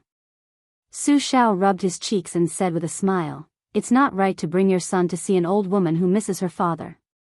Su Fengnian didn't say anything. Su Xiao reached out and gently placed his hand on Su Fengnian's shoulder. He didn't say anything either. After a long time, Su Fengnian said firmly, "I can handle it." Chapter 977. The successful hereditary succession meant that there was a new vassal king in the Liang dynasty. Other than the coronation of the crown prince and the ascension of the new emperor, there was nothing more important than this. Moreover, this new vassal king was the king of Biyao. Not only Liangzhou, but Yuling and Liangzhou were also decorated with lanterns and colored banners. The atmosphere was almost crazy. It was even more grand than the lantern market during the lantern festival to curry favor with the new king. In particular, those tyrannical families were secretly competing with each other to see which family had the largest number of lanterns. It was as if whoever dared to put up fewer lanterns would be exposed the next day and then dragged out to be beheaded. The result of the constant competition was that there were more and more festive red lanterns hanging in the house that didn't lack money. There were so many that people's eyes turned red and they felt sick of it. The prince's mansion on Mount Qingliang didn't have much of a fuss. The lanterns were added at the last minute, but it was much simpler than in previous years. However, the stewards and servants of the mansion were all happy and walked a little more briskly. These people were naturally happy. Who didn't want the new master of the mansion to be successful? When one person achieves the Tao, all his chickens and dogs will ascend to heaven. If the new king of the prince's mansion couldn't control Biyao, it would become a situation where the guests bullied the masters. Everyone in the prince's mansion wouldn't have any good days. After the father and son of the Su family returned to Liangzhou from the border, they could often see the young master, who was now called Prince Liang, walking around the mansion with the general. The sharp-eyed and attentive people secretly counted on their fingers to see which of the two future princesses accompanied the father and son more times. Later, they simply didn't care about it because the number of times the Lu family woman of Qingzhou visited could be counted on one's fingers. Wang Dongxiang lost to that female literary master too many times. However, from time to time, they would bump into the daughter of the Lu family helping second commandery princess push the wheelchair. But when comparing the two, how could the people in the mansion not know which was more important? Moreover, in their hearts, they didn't like the woman of the Lu family who lived in seclusion. She stank of money. Didn't she rely on her family's wealth to luckily enter the prince's mansion? Back then, Lin Quan was just a pawn who carried the flag. Everything he had was given to the Lu family by the general out of charity. Mount Qingliang had sent clever maidservants to serve the two young women. For a long time, the maidservants who worked in Wang Dongxiang's courtyard looked down on the maidservants in Lu Qingyan's courtyard. The maidservants of the prince's mansion in Lu courtyard had internal strife and began to look askance at the maidservants who were outsiders brought into the mansion by the Lu family. Since ancient times, when there were many women, everywhere would become muddy water. It had been less than half a day since they returned from the border. Today, the two generations of the Su family, except for Huang Man, who was practicing martial arts, were all gathered in the pavilion on Tidehark Lake to rest. Compared to before, there were more Wang Chudong and Lu Qingyan, the two future daughters-in-law who were about to marry into the Su family. In addition, there was also Su Weisheng, who was in a wheelchair, and Su Longxiang was missing. With the decline of one party and the rise of the other, there was a bit of a yin overabundance and a yang decline. However, it could be seen that Su Zhao's complexion was excellent. He was in high spirits, presumably because he was satisfied with both of his daughters-in-law. One of them was famous for her talent, while the other was born with a sense of propriety. Most importantly, the two women didn't show any signs of jealousy. This was because one didn't understand anything, while the other was too smart to do anything. With them guarding the inner residence, there wouldn't be any trouble, and it wouldn't be difficult for an upright official to distinguish right from wrong. Su Shao, who had deviated from the orthodoxy and removed his identity as Prince Liang without authorization, leaned lazily against the red pillar of the pavilion. He listened to Su Fengnian and Master Wang's conversation. Their witty banter made the old man laugh incessantly. When the little girl from the Wang family said, "How many worries can a gentleman have?" Su Fengnian added, "It seems like he lacks money to buy the green ant wine." Wang Chudong smiled and his eyes narrowed into a pair of crescent moons. When he asked, suddenly looking back, Su Fengnian replied, "That fellow is climbing a tree." The female literary prodigy said, "His belt is gradually loosening, but he still doesn't regret it." The young man, who had already become the most powerful vassal of Liang, smiled and said, "Go fetch a vat of water for the widow." The woman sitting quietly in the wheelchair, who was even more literary prodigy than Wang Chudong, also had a subtle and warm smile on her face. Lu Qingyan, who had been carefully nurtured by the aristocratic family, smiled without showing her teeth. When she couldn't help it, she would raise her hand to cover it. However, even a person with poor eyesight could tell where Wang Chudong was. He naturally stood close to Su Shao and Su Fengnian. Lu Qingyan, on the other hand, could only side with second commandery princess, who was in charge of the Hanlin Academy of Red Women. Su Shao smiled and said, "Send Qingyan out. I'll talk to your sister and Chudong." Su Fengnian nodded and walked out of the pavilion with Lu Qingyan, who stood up. However, they didn't speak on the way to the courtyard. Lu Qingyan pursed her lips and followed behind him. When they turned around at the entrance of the courtyard, she was already smiling at him. Su Fengnian wanted to say something but stopped. After hesitating for a moment, he chuckled and said, "Remember to go out and relax more. It's not good to always be cooped up at home. Beiyang's scenery isn't as beautiful as Jiangnan's, but the north also has its own unique scenery. It'll be a pity if you don't ride a horse and see it yourself. I should be accompanying you, but I'm tied up with work right now and can't be lazy. Furthermore, I'll have to go out very soon to clean up the mess caused by the 200,000 refugees. If you're still in the mood when I come back, I'll take you to Mount Wudong." Lu Qingyan's eyes became charming after her heartfelt joy. She had just blurted out the word "feng" when she quickly swallowed back the word "nian" that was supposed to follow. She said softly, "King of Beiyang, you don't have to be so polite." Su Fengnian made a gesture as if he was going to knock her on the forehead. He said with a helpless expression, "Tell me honestly, who's more polite?" Lu Qingyan curled the corners of her mouth. Su Fengnian smiled and turned around. When he turned around again, he saw her standing at the door with her hands twisted in her sleeves. He waved at her and then left. Su Fengnian didn't see Su Xiao at Tide Listening Lake, so he walked towards the mausoleum of Wang Fei, which had always been cold and cheerless. He walked quietly into the mausoleum that was said to be more solemn than the vassal kings. He reached out his hand and drew across the stone statues with solemn postures. At the end of the mausoleum, there was a hunchbacked old man sitting in front of a tombstone.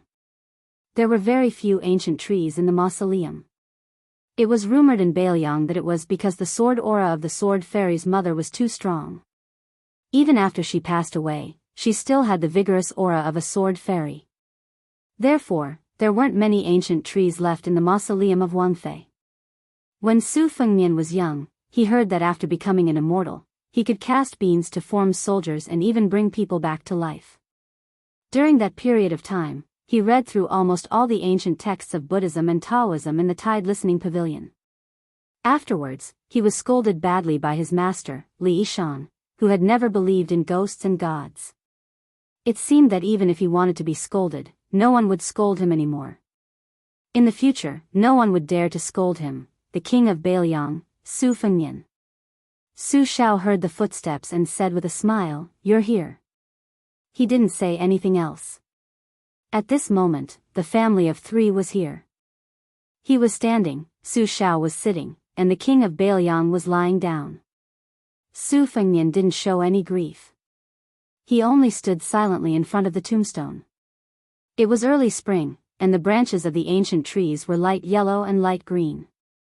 Su Fengnian walked under the tree and reached out to pluck a leaf. He played the ballad of the spring goddess that his mother had taught him when he was young. If he hummed the lyrics, then the general meaning was that a country girl left home and went down the mountain. She met a man she liked and they grew old together. The hunchbacked old man closed his eyes and listened to the little tune that he couldn't be more familiar with. One of his hands leisurely tapped the beat on his knee. After the little ballad, father and son silently walked out of the mausoleum. Su Xiao suddenly said, "Nian, you can let Huang Manor go home now." Su Fengnian bit his lip. He stopped and quickly followed, nodding his head. In Great Peace City, there was still the lingering charm of the Lantern Festival. The streets were full of people. In the palace, after the head eunuch Han Xingxian suddenly died in the royal palace, Song Tonglu of the Great Martin Temple took over as the head eunuch of the Great Martin Temple. He was so young that it was frightening. In the first year of the auspicious talisman, the Great Martin Temple's Song Tonglu of the Great Martin Temple had all come from him. It was watertight. Originally, he had very good relations with the people of the 12 directorates. After he resigned from the Internal Officials Directorate, he focused on handling the duties of the head eunuch of the Ceremony Directorate. He gradually distanced himself from many of the old eunuchs who had worked their way up to the title of Mink Temple. As a result, Song Tonglu didn't even go to the master who had given him his name. Since he had entered the palace and become a eunuch, he had to respect his master far more than his father. This was an unshakable rule. The reputation that Song Tonglu had worked so hard to build was like water in a copper hourglass. Drip, drip, drip, drip, drip, there would be a day when it would run out. However, Song Tonglu, who seemed extremely intelligent, did not care. Today, he carefully followed the father and son to the tall building. The Imperial Observatory was a place where prophecies would be passed down every few years. These prophecies were all solemnly written on gold talisman paper and placed in an ancient yellow box that had been passed down by the Zhao family for 100 years. In the end, it was given to the emperor after he had bathed and changed his clothes. After he finished reading it, the emperor had to personally burn it to ashes. Chapter 978. After Song Tonglu became the head eunuch, 2 hours ago was the first time in his life that he brought back a clay box from the imperial astronomer. After that, the emperor rushed to the imperial astronomer expressionlessly. However, Song Tonglu, who had been serving the emperor for many years, knew that ever since he saw the emperor, he had never clearly sensed that the emperor was so happy. When they went to the tall building this time, the emperor called for His Highness the Crown Prince. Outside the building, there was a group of people of varying heights, old and young. After the death of the old eunuch, the one who took over the imperial astronomer was not the prestigious Lord Jianghu, but a young child. In the past, the old eunuch had nicknamed him Little Bookshelf. Everyone inside and outside the imperial astronomer had followed suit and called him Little Bookshelf, forgetting the child's original name. Other than the eunuch, who was supposed to be at the age of a private school, and the highly respected Jianghu Song Yujing, there was also a new nobleman in the capital, the Prince of Qingcheng, Wu Lingsu, who wore a purple Taoist robe. Now, this prince with a different surname, other than Su Shao, was the Taoist leader of the northern Taoist sections. Like Xiao Danping, he was also a Taoist minister. No one dared to laugh at him for being a prince with a different surname. Especially when Liang carried out a large-scale extermination of Buddhism, the northern Buddhist sects experienced a catastrophe. Wu Lingsu did not disappoint the emperor. He personally went to the two Zen temples and pasted the talisman that sealed off the mountain on the main gate. The survival of the tens of thousands of temples in the north was in Wu Lingsu's hands. Even though the two Taoist masters of Mount Longhu had ascended, Wu Lingsu was still aggressive in dealing with the Guangling Taoist and Buddhist temples that bordered the north and south. Mount Longhu could only retreat step by step. Under the gaze of everyone in the world, the nobleman of the Taoist master residence, who shared the same surname as the emperor, was extremely dejected. However, when he saw the emperor and His Highness the Crown Prince, he still respectfully knelt down. The other members of the imperial astronomer originally followed the usual practice of standing and bowing with their hands clasped in front. However, when they saw the emperor and His Highness the Crown Prince, they could only kneel down and kowtow to the emperor. Only the little supervisor did not bend his knees. The emperor of the Zhao family was not angry. Instead, he was very happy. Crown Prince Zhao Zhuan even quickly walked up and pinched the child's cheeks. The supervisor, who was nicknamed the Little Bookcase, was somewhat annoyed. Seeing this, the emperor laughed heartily. After retracting his smile, he entered the building first. When they arrived at the heaven-connecting platform on the top floor, Crown Prince Zhao Zhuan strolled around in front of the bookcase that required a ladder to reach the books above. Wu Lingsu and Song Yujing carefully accompanied him. However, His Highness the Crown Prince was famous in Great Peace City for being easygoing and good-natured, so Wu Lingsu and Song Yujing were not too reserved. When the Crown Prince joked that he liked daughters more, he asked Wu Lingsu, who had once used her bedroom techniques to flatter the officials in the capital, if there was a way for the first child to be a daughter instead of a son. This left the Prince of Qingcheng tongue-tied. He didn't know how to answer. The old-fashioned Song Yujing smiled knowingly. She thought that His Highness the Crown Prince truly had the heart of a child. It was not easy to have such an heir. Outside the building, there was a star-picking path made of 81 pieces of white marble. It abruptly extended 60 feet from the building. The emperor of the Zhao family and the little supervisor were walking in front of each other on the spotlessly white beam of heaven and earth. The spirited child seemed to have no fear of this middle-aged man sitting in the dragon chair. The emperor did not mind this small matter at all. There were too many people in the world who were willing to be his cows, horses, or dogs. Having one or two people who were not afraid of him and did not pose any threat to him was not a bad thing but a good thing. There were people in the world who were not afraid of him at all. The nearby ones were the little bookcase. As for the distant ones, not to mention the Beimang barbarians, the Liang court, and the common people, they could be counted with one hand. Among the numbers, there was only one person who could make him afraid. And this guy was about to die. How could he not want to laugh? He held his belly and laughed. The emperor of the Zhao family pointed to the northwest of the dynasty and then withdrew his clenched fist. He bent over and held his belly, but he suppressed his laughter and looked straight at the roof of a hall. There, 3 people had once drunk wine and talked about heroes. Together, they had created the great hegemony of the Liang dynasty. In the end, they all died. It was good that they died. If the oldest one did not die, he would not be able to ascend the throne. That bald donkey died at the Iron Gate. It was a worthy death, but it was a pity. The last one who was about to lie in the coffin chose to watch coldly when the princes fought for the throne. This made the emperor of the Zhao family even more resentful. In his opinion, this old guy died too late. The emperor of the Zhao family turned around and touched Jian Zheng's head. He smiled and asked, "Little bookcase, do you think it is more appropriate to give him a good title or an evil one?" One was safe, the other was appropriate. Accompanying the emperor was like accompanying a tiger. If it were those old foxes who had spent most of their lives in court trying to figure out the emperor's heart, they would immediately be able to understand the true meaning of the emperor's words. However, the little bookcase said, Grandpa Jianzheng said before his death that once the new calendar of the imperial astronomer came out, we robbed the white-robed monk of the two Zen temple's almanac. Whether the king of Biyao is given an evil title or an evil one is no longer relevant to the big picture. I feel that since the sages said that a gentleman has the beauty to help others, giving him an evil title is also fine. But Uncle Emperor, what does robbing mean?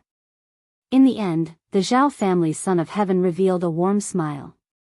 He muttered to himself, and then he raised his voice, saying with a laugh, "Robbing?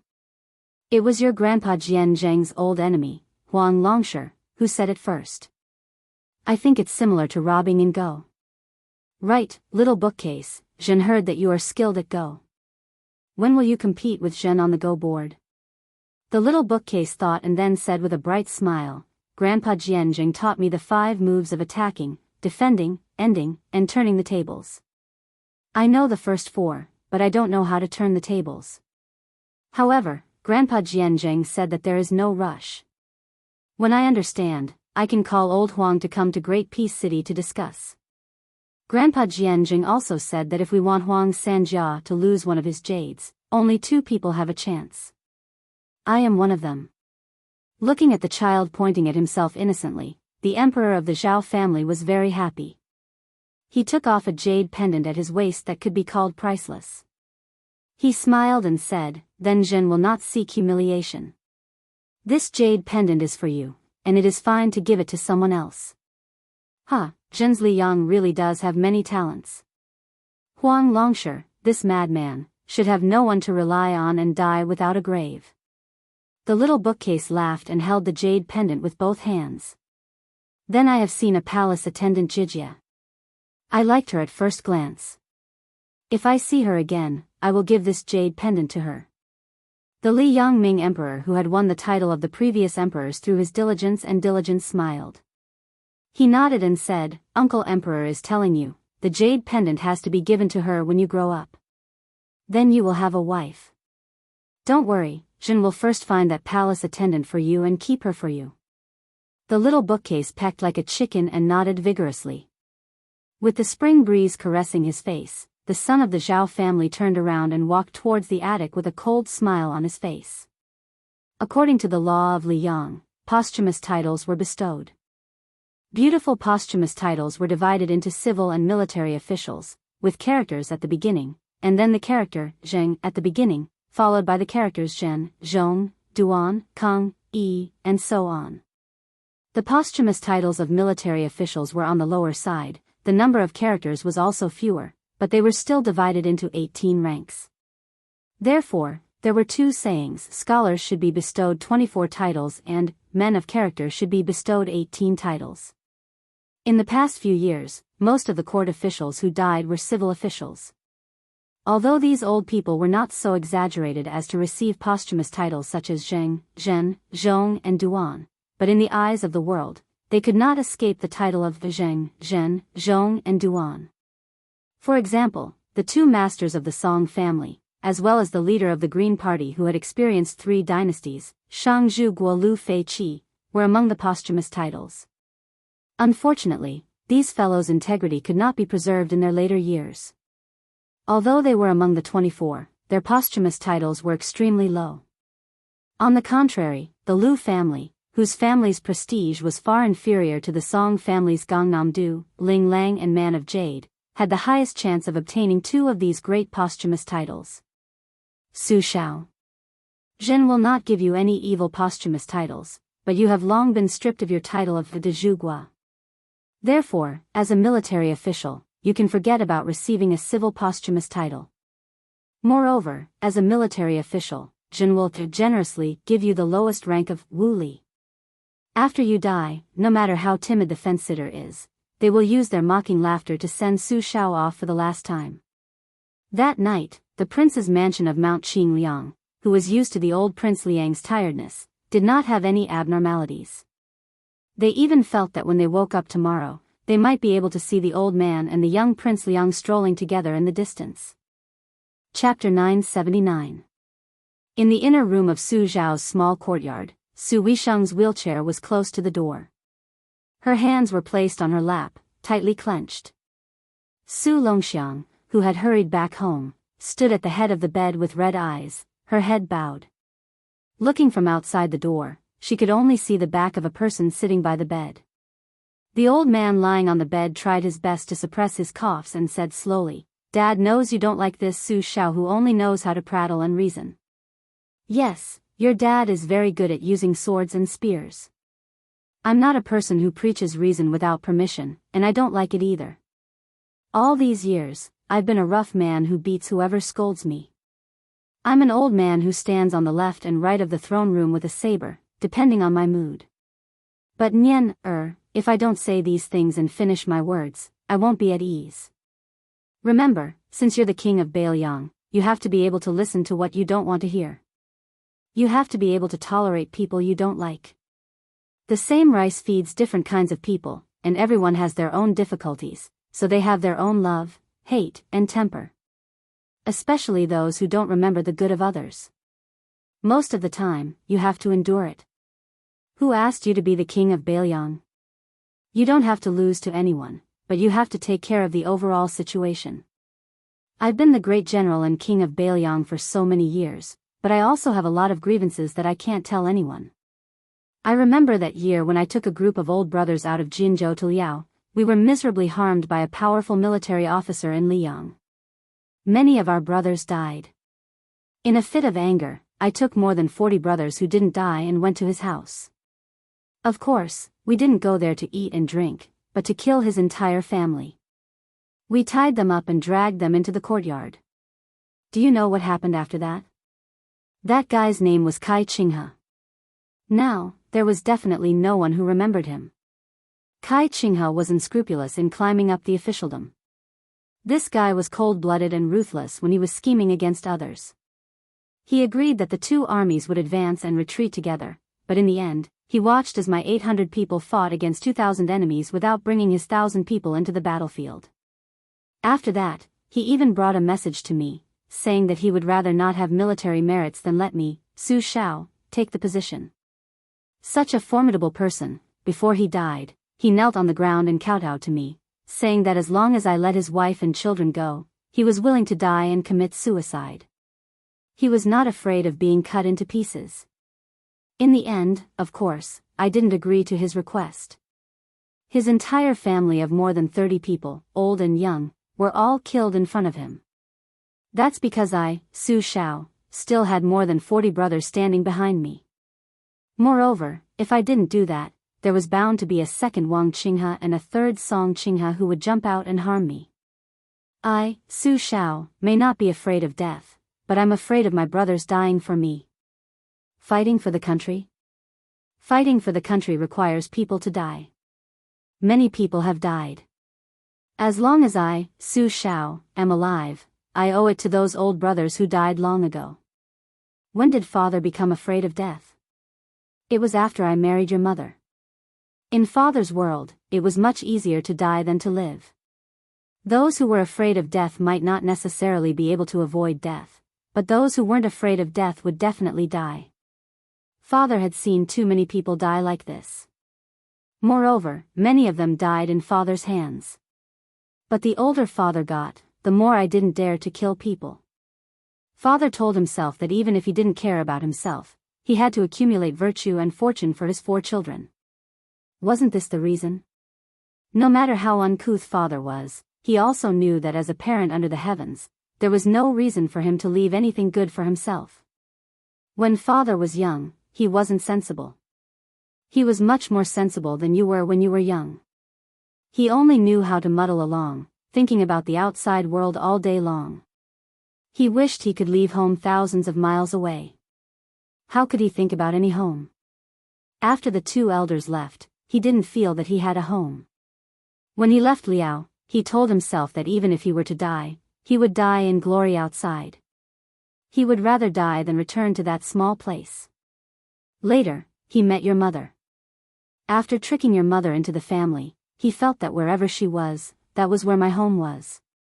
Later, when you guys were born and she left, he felt that wherever you guys were, that was where my home was. Our family was different from many other families. In our family, it was the other way around. Your mother always played the role of the good cop and played the role of the bad guy. As for father, he protected the few of you. Your mother rarely got angry. There was once when father and mother weren't by your side. When father and mother bullied you, you should fight back. If you couldn't beat them, you should use stones to smash them. If you could pick up a knife, you should use a knife to chop them. Your mother got angry. At first, father felt that it was reasonable. My son was such a kind-hearted child. Who would dare to bully him? How could I not let him lie in bed? My son let other people's sons lie in bed. As his father, Su Shao, let his father lie in bed together.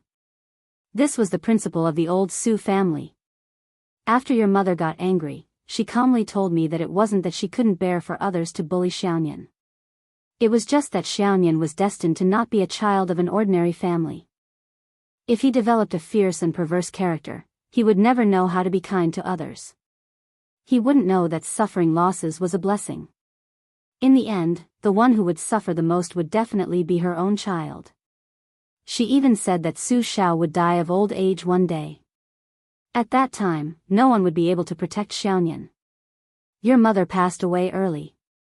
Father, who was the most unruly person, couldn't teach you anything. However, I firmly remembered your mother's words. Spoiling a child is equivalent to killing a child. Those few times when I got angry at you, it wasn't because I blamed you. It was because I didn't fulfill my duty as a father well. In the past, you were always unwilling to call me father. I really wasn't angry. Every time you hit me with a broom, every time you hit me, it hurt more and more. I knew then that father was old and you had grown up. This was a great thing. The old man's words were intermittent. They were always interrupted by heavy breathing and difficult coughs. That young figure didn't say anything. He only held the hands of the old man on the bed with both hands. This old man who had never shed tears in front of any of his children, this old martial artist who had been cursed by all levels of society as a butcher, finally couldn't stop his tears from flowing today. Even if the old man wanted to wipe them away, his essence, energy, and spirit had long dried up like oil in a lamp. He also didn't have the strength to raise his hand. Meanwhile, that young man whose expression couldn't even be seen by his older sister and younger brother didn't even dare to stretch out a hand to help the old man wipe away his tears. He was scared that once he let go, the old man really would leave. Being called a loner after becoming an emperor is because there is a difference between the monarch and his subjects. Moreover, after being an emperor for so long, you really don't see yourself as a human anymore. You really think you're some bullshit son of heaven. Our Su family relied on our own efforts to become this king of Biyao.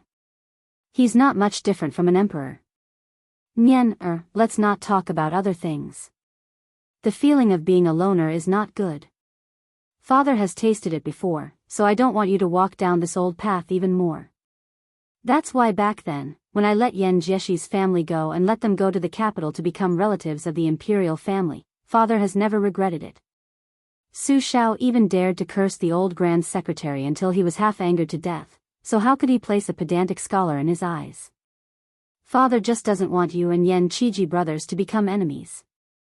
Even if you two are destined not to be brothers, it's good enough to let you two have some good memories. Father's happiest moments these past few years, one was returning home from the border, seeing all of you well, the other was occasionally dreaming of your mother. Ever since your mother agreed to marry me, I, Su Shao, have always owed her. The only thing Father complains about her is that she left early. Between husband and wife, the one who leaves later is the one who suffers the most. This suffering isn't about working hard for the family business, it's all what we men should do. It's just that many times, when something good happens, there's no one by my side to say a few words. Either that, I miss her very much, but I can't see her, right? The world is very big, father has traveled to many places and met many people, but in father's eyes, there has always been only one woman, your mother. At the door, Su Weisheng covered his mouth with a fist, still sobbing uncontrollably. The loquat tree in the courtyard was personally planted by your mother after she came here. In the future, when there are loquats and you miss father and mother, remember to pluck some and put them on the grave. Father will leave your second sister and Huang Manor in your care, as well as our Su family. Our Su family's 300,000 armored cavalry. In the future, you'll have to carry them alone. You'll be very tired, don't blame father for letting you take on this burden. The young figure nodded. Huang Manor raised his arm to cover his face, sobbing softly. When the old man said the last words of his life, Su Weisheng threw himself out of the wheelchair, wailing loudly. The young figure raised his head. With his back to the siblings, he only opened his mouth wide, crying silently for fear of disturbing the old man who had his eyes closed. In the end, the old man said, "Father, sleep for a while." Chapter 980. During the rainy season of the first year of Jianghu, Biyao Palace removed all of its large red lanterns. The festive red couplets were also replaced with white couplets in the wee hours of the morning. Coincidentally, there was a slanting wind and a drizzle. The trees wanted to be quiet, but the wind and rain did not stop. The children wanted to be nurtured, but the parents were no longer there. The raindrops struck the roof tiles of the tens of thousands of clumped-together tiles. From far to near, gently and heavily, they wrapped around fine streams of water that trickled down the roof troughs and eaves. It was like a wine cup hanging from a wine cup, a dense web of knocking and gliding notes. When the couplets outside Mount Qingliang were changed to couplets that everyone could see, all of Liangzhou was dumbfounded. Word spread from 1 to 10, and from 10 to 100. Many old people gathered their courage and came to the outside of the prince's mansion at the foot of the mountain to personally see the ghastly white couplets. Then, 2 hours later, not a single firecracker or drum could be heard in the city. The main road of Liangzhou led directly to Biyao Palace. The streets were covered in white mourning. Afterwards, Liangzhou's provincial governor, Hu Kuei, dressed in mourning robes made from the coarsest linen, led all of the Liangzhou government officials to the Yi Gate. Hu Kuei did not step onto the steps. Instead, he stood at the bottom of the stone steps and faced the tens of thousands of Liangzhou commoners on the main road. After a moment of silence, he turned around and shouted with all his might, "Bow!" The wind and rain were dark. A large swath of people knelt on the streets in a vast expanse of whiteness. 1 bow, 3 kowtows. The sound of the 3 kowtows was as heavy as spring thunder. Bow again. Bow 3 times. 1 bow, 3 kowtows, 3 bows, 9 kowtows.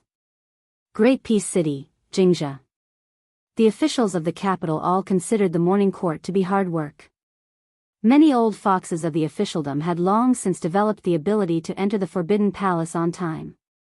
However, 80 to 90% of the officials had gathered early outside the palace gates. A strange celebratory atmosphere appeared on the Imperial Road. No one went to break that layer of window paper. Although everyone in Great Peace City already knew that the old man from Biyao was finally dead, countless people were clapping and cheering. They formed cliques and groups. For this reason, they floated white after white and were dead drunk. They had to be carried home. According to the laws of the Liang dynasty, the death of a vassal king must be reported by the crown prince to the imperial court and the court of imperial clan within the capital. Lame Su was a king with a different surname, so the court of imperial clan did not mind. Logically speaking, the crown prince should also rush to inform the crown prince.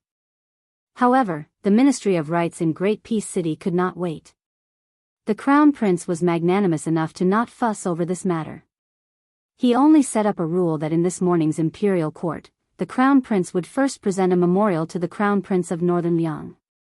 For this reason, the Ministry of Rights was in chaos. First, the Minister of Rights, Lu Daolin, who was related to Butcher by marriage, said that he was sick and did not care about the affairs of the Ministry of Rights. Without a leader, the two third-rank left and right assistant ministers of the Ministry of Rights had different opinions and could not work together, so they pushed the responsibility to each other. As for Jiang Yongla, who was in charge of the Ministry of Rights, compared to the two cunning assistant ministers of the Ministry of Rights, Jiang Yongla was originally one rank lower. He was also in charge of the memorial to the Crown Prince of Rights. Actually, in the past, when he bestowed posthumous titles, there were traces that could be followed. The Crown Prince's thoughts were not too deep. The Song family's young teachers, Wen Huai and Lu Feiqi's Wen Gong, were both written by him.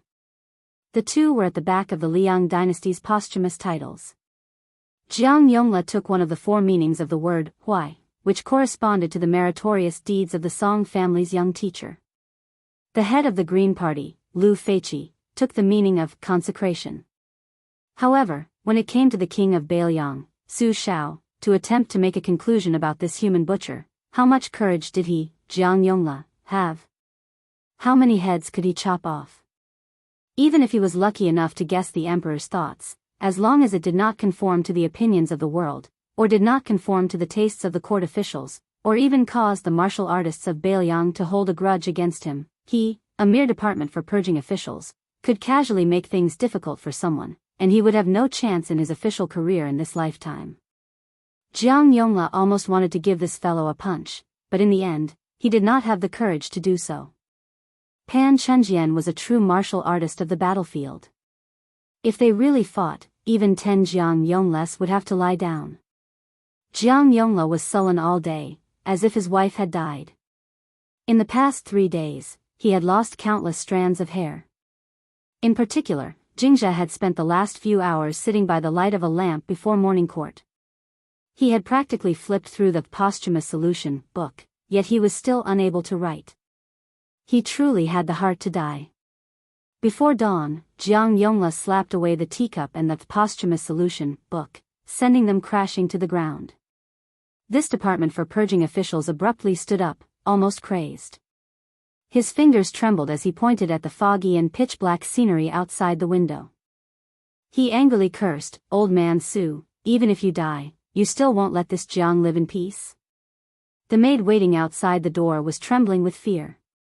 She summoned her courage and knocked on the door, but was angrily shouted at by the department for purging officials from inside the room. The maid no longer dared to push open the door and disturb the master's important matter. Jiang Yongla sighed, crouched down, and picked up the posthumous solution book. The book had been soaked in tea. Jiang Yongla raised his sleeve to wipe away the tea stains, then carefully tore open the pages that were stuck together and placed them back on the desk.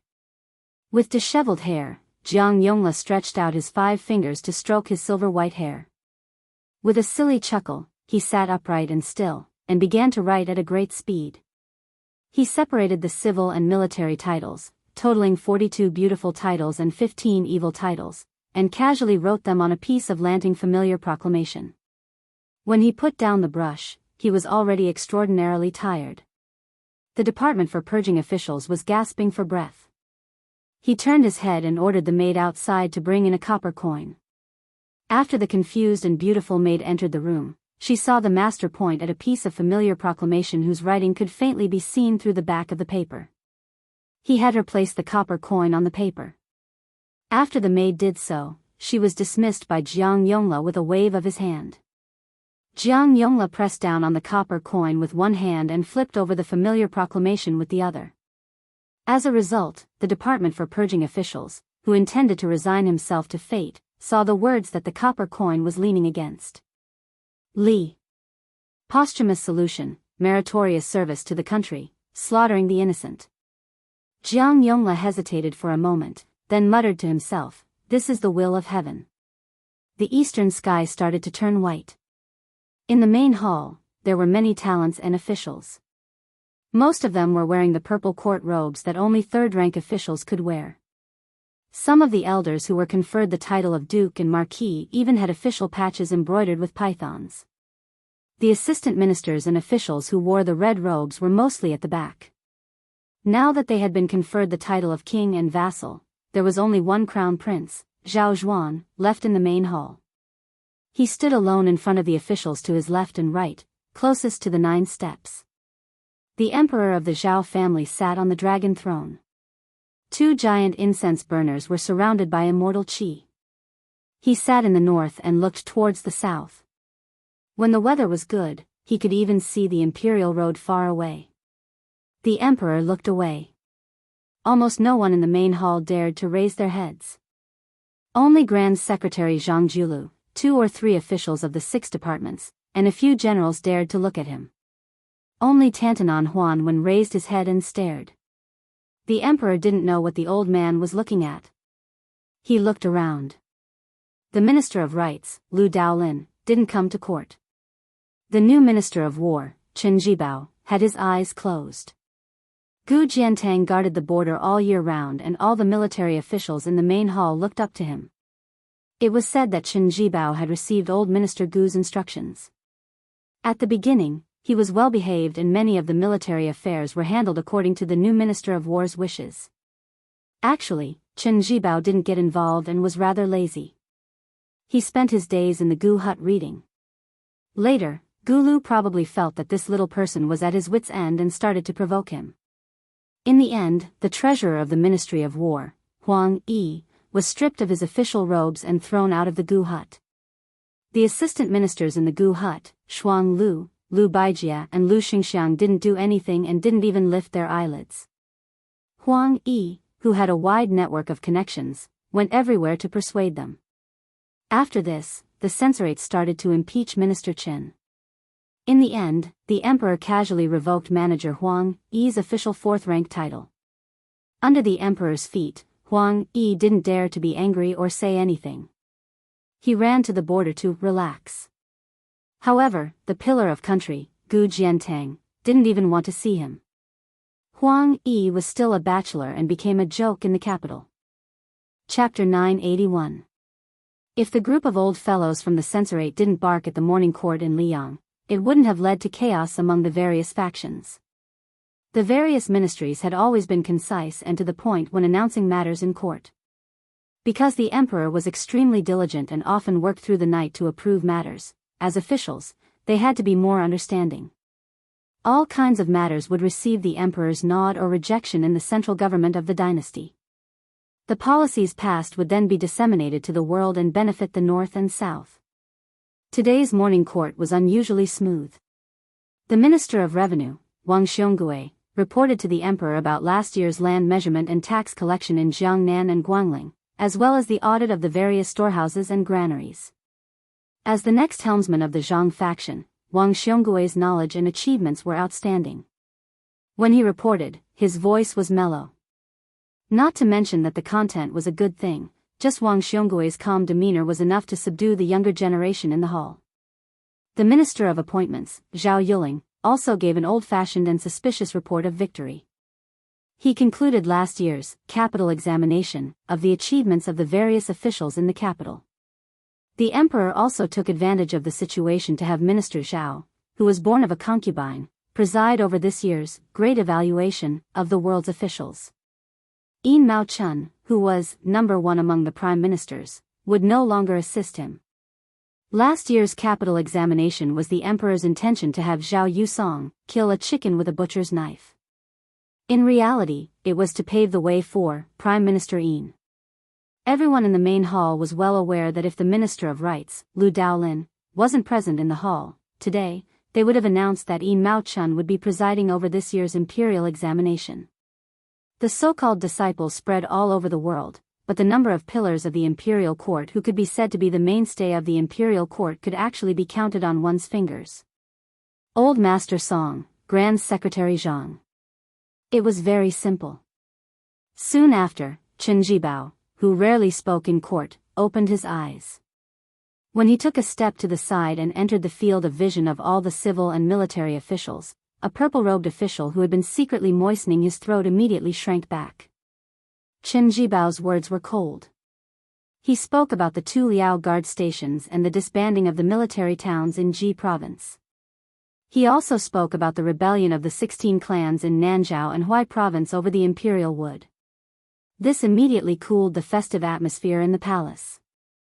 However, the important officials in the front row quickly glanced at the emperor's face and still maintained their smiles. They were not in a hurry to speak. They only smiled and warmly asked Minister Chen to go with them to the ceremonial pavilion to discuss slowly with the scholars. Naturally, there would be a few clerks recording and archiving things on the side. Afterwards, the assistant minister of the Ministry of Justice, Han Lin, who had a conflict with Minister Wang of the Ministry of Revenue last year, reported on the matter. There were also 2 grand secretaries of the Ministry of Justice who filled in the gaps and said some irrelevant things. Then, when the left servant Huan Wen finally slowly withdrew his gaze and coughed, everyone immediately became alert. A good show was about to begin. The blue-eyed, purple-bearded Zhang Julu was standing right next to Tantanon, but he turned a deaf ear to this. He only looked towards an empty space not far from Crown Prince Zhao Zhuan. 2 years ago, there was still a chair set up for West Chu's Grand Preceptor Sun Shiji. Only, ever since the old man entered the Ministry of Justice and resigned from his position as the left servant, he was demoted to a mere second-rank Guangling Dao scripture envoy. Now, there was no one left. Grand Secretary Zhang then turned around to look behind him. His student Wang Xiongui and many other ministers were all looking towards Jiang Yongla. Meanwhile, the Ministry of Personnel Zhao Yuling, who was standing next to him, just happened to be looking behind Grand Secretary Zhang. Caught red-handed, Zhao Yuling, who emerged from Eternal Hui Spring, immediately turned his head. From Eternal Hui First Year to Eternal Hui Fourth Year, it was precisely the beginning of the current emperor's ascension to the throne. Zhang Julu also became the current Grand Secretary at that time, continuously ruling the imperial examinations for 4 years. He, Zhao Yuling, his fellow countryman Yuan Gua, as well as Yin Mao Chun, Wang Xiongui, and Han Lin, these 3 were all carps that jumped over the Dragon's Gate, could be considered fellow disciples of the same master, all of them Grand Secretary Zhang's disciples. However, in the end, it was First Ministry of Works Yuan Gua who left Zhangdang in dismay, then Yin Mao Chun who entered Hanlin Academy, establishing his own school. Immediately afterwards, Han Lin was also expelled from Zhangdang by Grand Secretary Zhang, never stepping foot into that Zhangdang again. The Ministry of Personnel, which had great authority among the 6 ministries, had always been viewed as Grand Secretary Zhang's own residence. Unfortunately, during these years, they also seemed to be united on the outside, but actually broke apart. Zhao Yuling felt a bit of guilt towards this, but it couldn't be said to be regretful. He, Zhao Yuling, wasn't willing to submit to others. Being under Grand Secretary Zhang was still fine, but who did that Wang Xiongui think he was? Back then, in the imperial examinations, he only obtained 3rd place.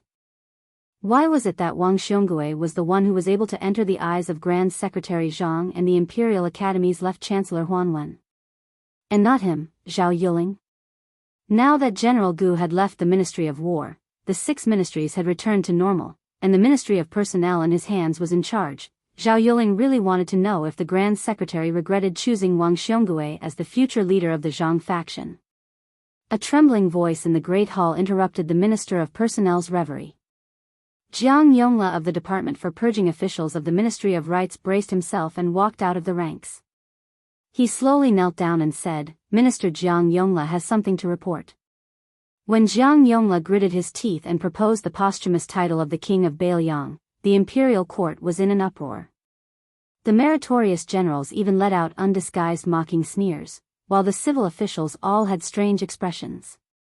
Zhang Julu frowned, and Tantanon began to stare blankly at the beam of the Great Hall again. Yang Shenxing, who wore a second-rank lion official robe, was a famous general of the current era who had made a name for himself in the spring and autumn period. He had been granted the title of General of an Kingdom. He was already in his 80s, but several generals who were 7 or 8 years younger than him had lived longer than him. After those old fellows died and were granted posthumous titles, there were few descendants in their families who could hold up the position. As for those who inherited the titles of General of an Kingdom, there was a gap in age between them. Moreover, because their military achievements and reputation were insufficient, it was very difficult for them to be mentioned in the same breath as Yang Shenxing. It could be said that among the military officials of Liang, other than Gu Jiantang and 2 other old generals, no one dared to not listen to Yang Shenxing, who was in charge of the military defense of Jingji. The old but sturdy Yang Shenxing saw that no one in the Great Hall was responding, so he casually walked out. When old people entered the Great Hall, they had to kneel, but there was no need for them to do so. Yang Shenxing first cupped his fists and saluted toward the dragon throne. He then looked at Jiang Yongla and sneered, "Su Shao has committed grave sins. When he was alive, he was the king of Biyao and even received the title of pillar of the state. He was already immensely benevolent. Now that he's dead, how can he be worthy of Wuxiba? Casually pick one of the first few posthumous titles, and the imperial court will already be treating Su Shao well." When the old general said this, Jiang Yongla didn't even dare to breathe loudly. His head was so low that it almost touched the ground. The fourth-rank Skylark official patch on his back was clearly soaked with sweat. The Zhao family's son leaned back against the dragon throne with a faint smile. The assistant minister of the Ministry of War, Lu Xingxiang, stepped out and said calmly, "I think Su Shao should be posthumous." The imperial court was in an uproar. This posthumous title was one of the last few in the list of posthumous titles. Betraying one's superiors and rebelling against one's superiors was almost the same as defining Su Shao as a traitor of the Liang dynasty. Many people looked toward the Minister of War, Chen Zhibao, who was in front of Lu Xingxiang. Unfortunately, his tall and straight back was as steady as Mount Tai, and they couldn't see any clues. Zhao Yuling seemed to see the shoulders of the Grand Secretary at the front of the line move slightly. Then, the former Biyao official, who was now a relative of the imperial court, Yan Jieshi, stepped out. Last year, Sir Yan, who had been appointed as the Grand Secretary of the Cave Abyss Pavilion, shook his sleeves and knelt down. He said in a low voice, "I think the words of the great general of Ngua are more appropriate." This disappointed many of the officials who hoped that this fellow would stubbornly insist on giving Su Shao a posthumous title. However, very quickly, the disappointed officials and generals smiled knowingly. The Right Chancellor of the Imperial College, Jean Lanting, stepped out of the line and said in a clear voice, "Your Majesty, I agree with Assistant Minister Lu's suggestion. Su Shao has stolen Biyao, and his treacherous actions are too numerous to be recorded. Only by giving him the posthumous title of military resistance can we pacify the people of the world." The corner of the Zhao family's emperor's mouth curled up, but he still didn't say anything. The left chancellor, Yao Baifeng, snorted. Not only did he step out of the line, but he also intentionally or unintentionally used his shoulder to push Jean Lanting. Only then did he say, "Great General Su Zhao's contributions to the imperial court cannot go unnoticed, and no one can compare to him. The posthumous title that corresponds to his military merits can be either the two words resolute or Huan, which is the most appropriate." As a result, there was an uproar all around. No matter how good the officials' mental fortitude was, they also began to whisper to their colleagues beside them. Jean Lanting sneered, "Su Shao has military merits, but they are all opportunities bestowed upon him by the imperial court. It is only the trend of the times, but he doesn't know how to be grateful. How can such an ignorant person be worthy of Huan Ilya's posthumous title? What a joke. Official Yao, aren't you afraid that once this posthumous title is given, the people of the world will be disappointed?" With Jean Lanting being the first evil person to shed all pretenses of cordiality, the three grand secretaries of the imperial court, who had already discussed this beforehand, quickly stepped out of the line and agreed with Lu Xingxiang and Jean Lanting's posthumous title. The big shots of the imperial censorate also responded one after another. The public mood immediately surged, many sarcastic and ear-piercing words appearing. Xiongzhou's great scholar, Yao Baifeng, was so angry his face turned pale. From start to finish, the Minister of War who should be speaking out against lame Su the most didn't open his mouth, and Grand Secretary Zhang who should be adding fuel to the fire also remained silent. During this time, the Ministry of Appointments Zhao Yuling and Ministry of Revenues Wang Xiongui seemed to have a tacit understanding, both of them wishing to step out at the same time. In the end, Tantanon turned around and glared at them, both of them pulling back their steps with bitter smiles. In the end, after the emperor stood up, he expressionlessly looked down on the civil and military officials of the imperial court, lightly saying this before withdrawing from the court. "Merits and demerits offset, Su Zhao's posthumous title is Wu Li. The civil and military officials, each harboring their own thoughts, filed out of the hall. Many of the important officials' gazes towards the Ministry of Rights Department for purging officials Jiang Yongla became a bit warmer. This brat was clearly going to run into dog shit luck. Who would have thought that such a great disaster would actually forcefully turn into an enormous blessing for him? Huan Wen surprisingly didn't leave the hall together with his good friend Zhang Julu, instead quickening his steps, crossing over the threshold early on, walking with all smiles behind Jean Sabin, who was just about to walk down the white jade steps. He patted his shoulder, telling this refined right chancellor that he had something to discuss. Soon after, a robust young man walked to the corner of the corridor outside the hall. Jean Lanting thought that this was his suggestion from the morning court and that it was accepted by the Zhang faction behind Tantanon. He was a bit secretly delighted, feeling that he was most likely going to become Zhang Lu's new noble. In the end, the result was that old man Huan smashed a fist into Jean Lanting's face with all his strength, cursing, "How many knives did I take from you in the past? Later, I'll pay you back according to the amount of silver, you dog thing." The right chancellor covered his face, staring blankly at the old man's departing figure, as if the sky had collapsed. On the steps, the left chancellor Yao Baifeng and Zhang Julu, who had rarely interacted with each other, were unexpectedly standing side by side today. Huan Wen walked over, and the three elders looked at the imperial road outside the palace gate together. Among the majestic figures of the officials, Chen Zhibao was the most eye-catching. The civil and military officials of the pillars of the dynasty were all discussing spiritedly. Without exception, they were all waiting to see the new king of Baliang make a fool of himself. When they thought of the comical scene of the young man receiving the imperial edict, they couldn't stop laughing. Before Chen Zhibao walked out of the palace gate, he turned his head to look at the roof of the main hall. On this side of the steps, Huan Wen was still angry, saying, "What a wonderful season of hibernation." Zhang Julu sneered softly, "All living things are shaken when they come out, and hibernating insects are startled away." Chapter 982. In Liang's officialdom, there were three similarities. That was, the Minister of Appointments, Zhao Yuling, and the Assistant Minister of Works, Yuan Gua, coincidentally had the same teacher as Zhang Julu. They were both children of humble concubines from the old northern Han's Jinmen commandery. During the reign of Yonghui, they both participated in the imperial examinations. One was the Zhuang Yuan, the other was the second, causing Jinmen commandery, which had very few grand scholars, to become famous overnight. The two manors were only 200 to 300 paces apart. They frequently visited each other, and the neighbors were already used to it.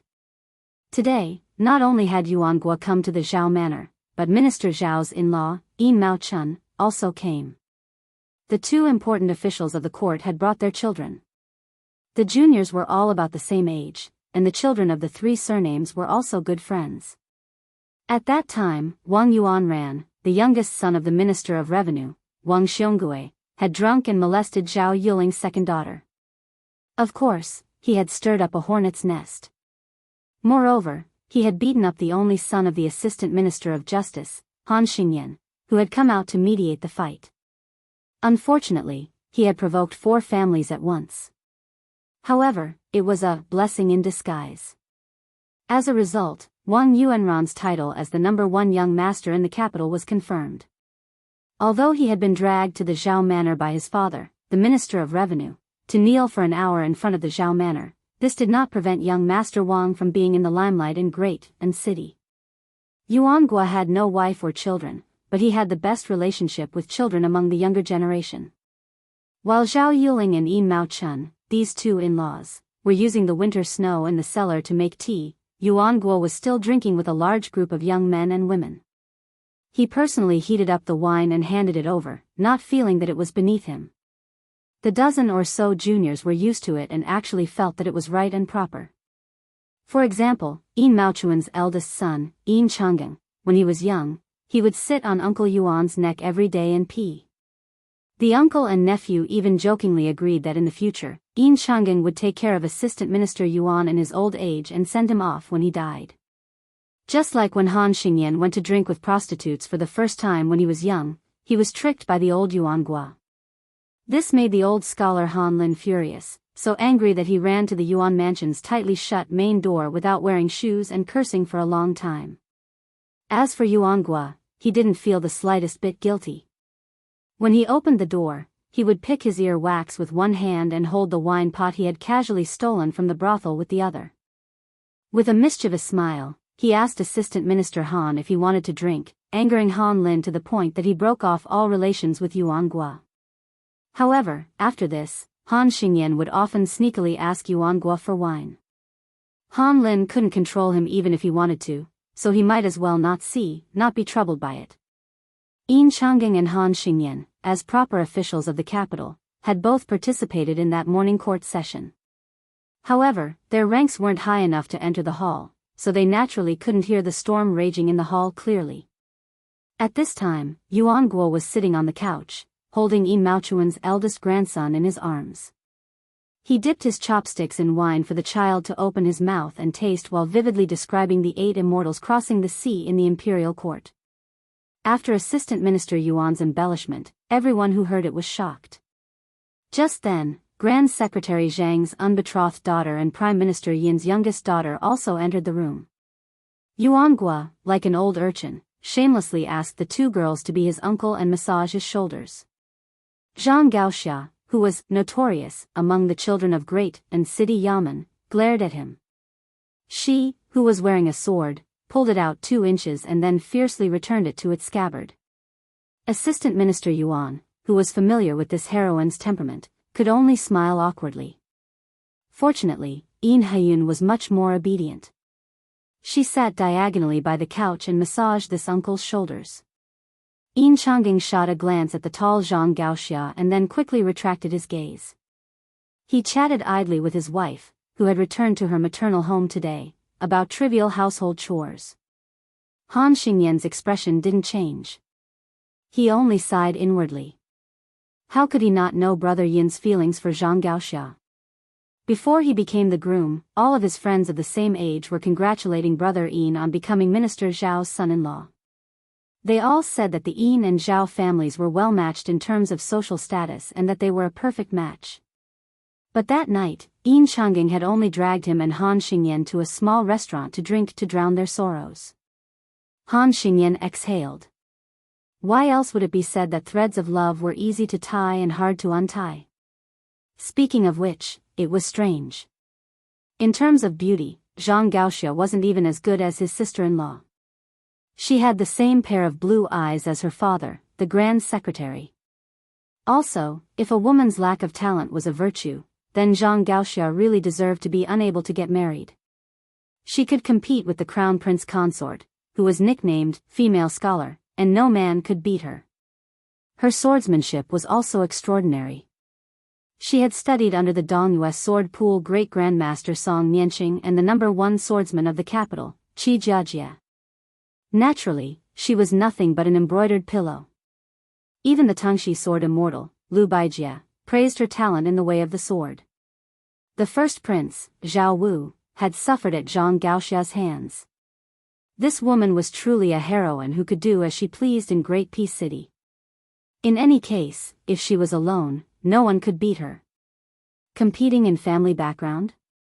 Sorry, her biological father was Zhang Julu, and her adoptive father was Huan Wen. There was also a large group of court officials like Yuan Guo, who had left the Zhang faction but still cared about their relationship, supporting her. Who would dare? Yuan Guo still wanted to take a pair of chopsticks for Prime Minister Yin's young grandson to dip in wine, but Zhang Gaoxia, who couldn't stand it anymore, snatched the child away. Yuan Guo could only change the topic and ask, where were we just now? Minister Zhao's youngest son, Zhao Wenwei, was still a youth. He said excitedly, Uncle Yuan was just talking about how that Imperial College's 3rd young Master Jean had a bloody nose and a swollen face for some reason. Yuan Guo chuckled and said, that's right, this old punch was given by our Tantanon's old Master Huan. It was truly crafty and ruthless. Poor Chancellor Jean first angered Master Yao, and now he was beaten by old Master Huan, who was once half his official guide. Blessings never come in pairs, misfortunes never come singly. Therefore, you melon children, in the future, you must remember to tuck your tail between your legs when you become an official. Don't get too carried away. There's always a higher mountain. Whether it's Uncle Yuan or your father, their hats aren't small, right? Heh, you still can't avoid convention. The three families knew each other well, and with Yuanguo around, there wasn't any taboo at all. Han Xingyan frowned and said in a low voice, Uncle Yuan, although Chancellor Jin's hobby is to strike at Beiliang's betrayal and rely on this to gain a good name and reputation in the court, and his table manners are somewhat despicable, in the end, it's beneficial to the imperial court and the country. Furthermore, he does have a lot of brilliant ideas from a strategically advantageous position, making people can't help but slap the table in praise. He and Master Yao are at odds with each other inside and outside the Imperial College. This is a good thing for left servant Shi, so why did he have to fight?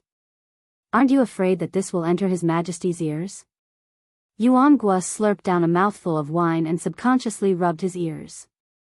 He laughed and said, why would old Master Huan care about such a trivial matter? You guys are too young. Back then, when your father and I entered the imperial court as officials, the Grand Secretary's temper was exceptionally good.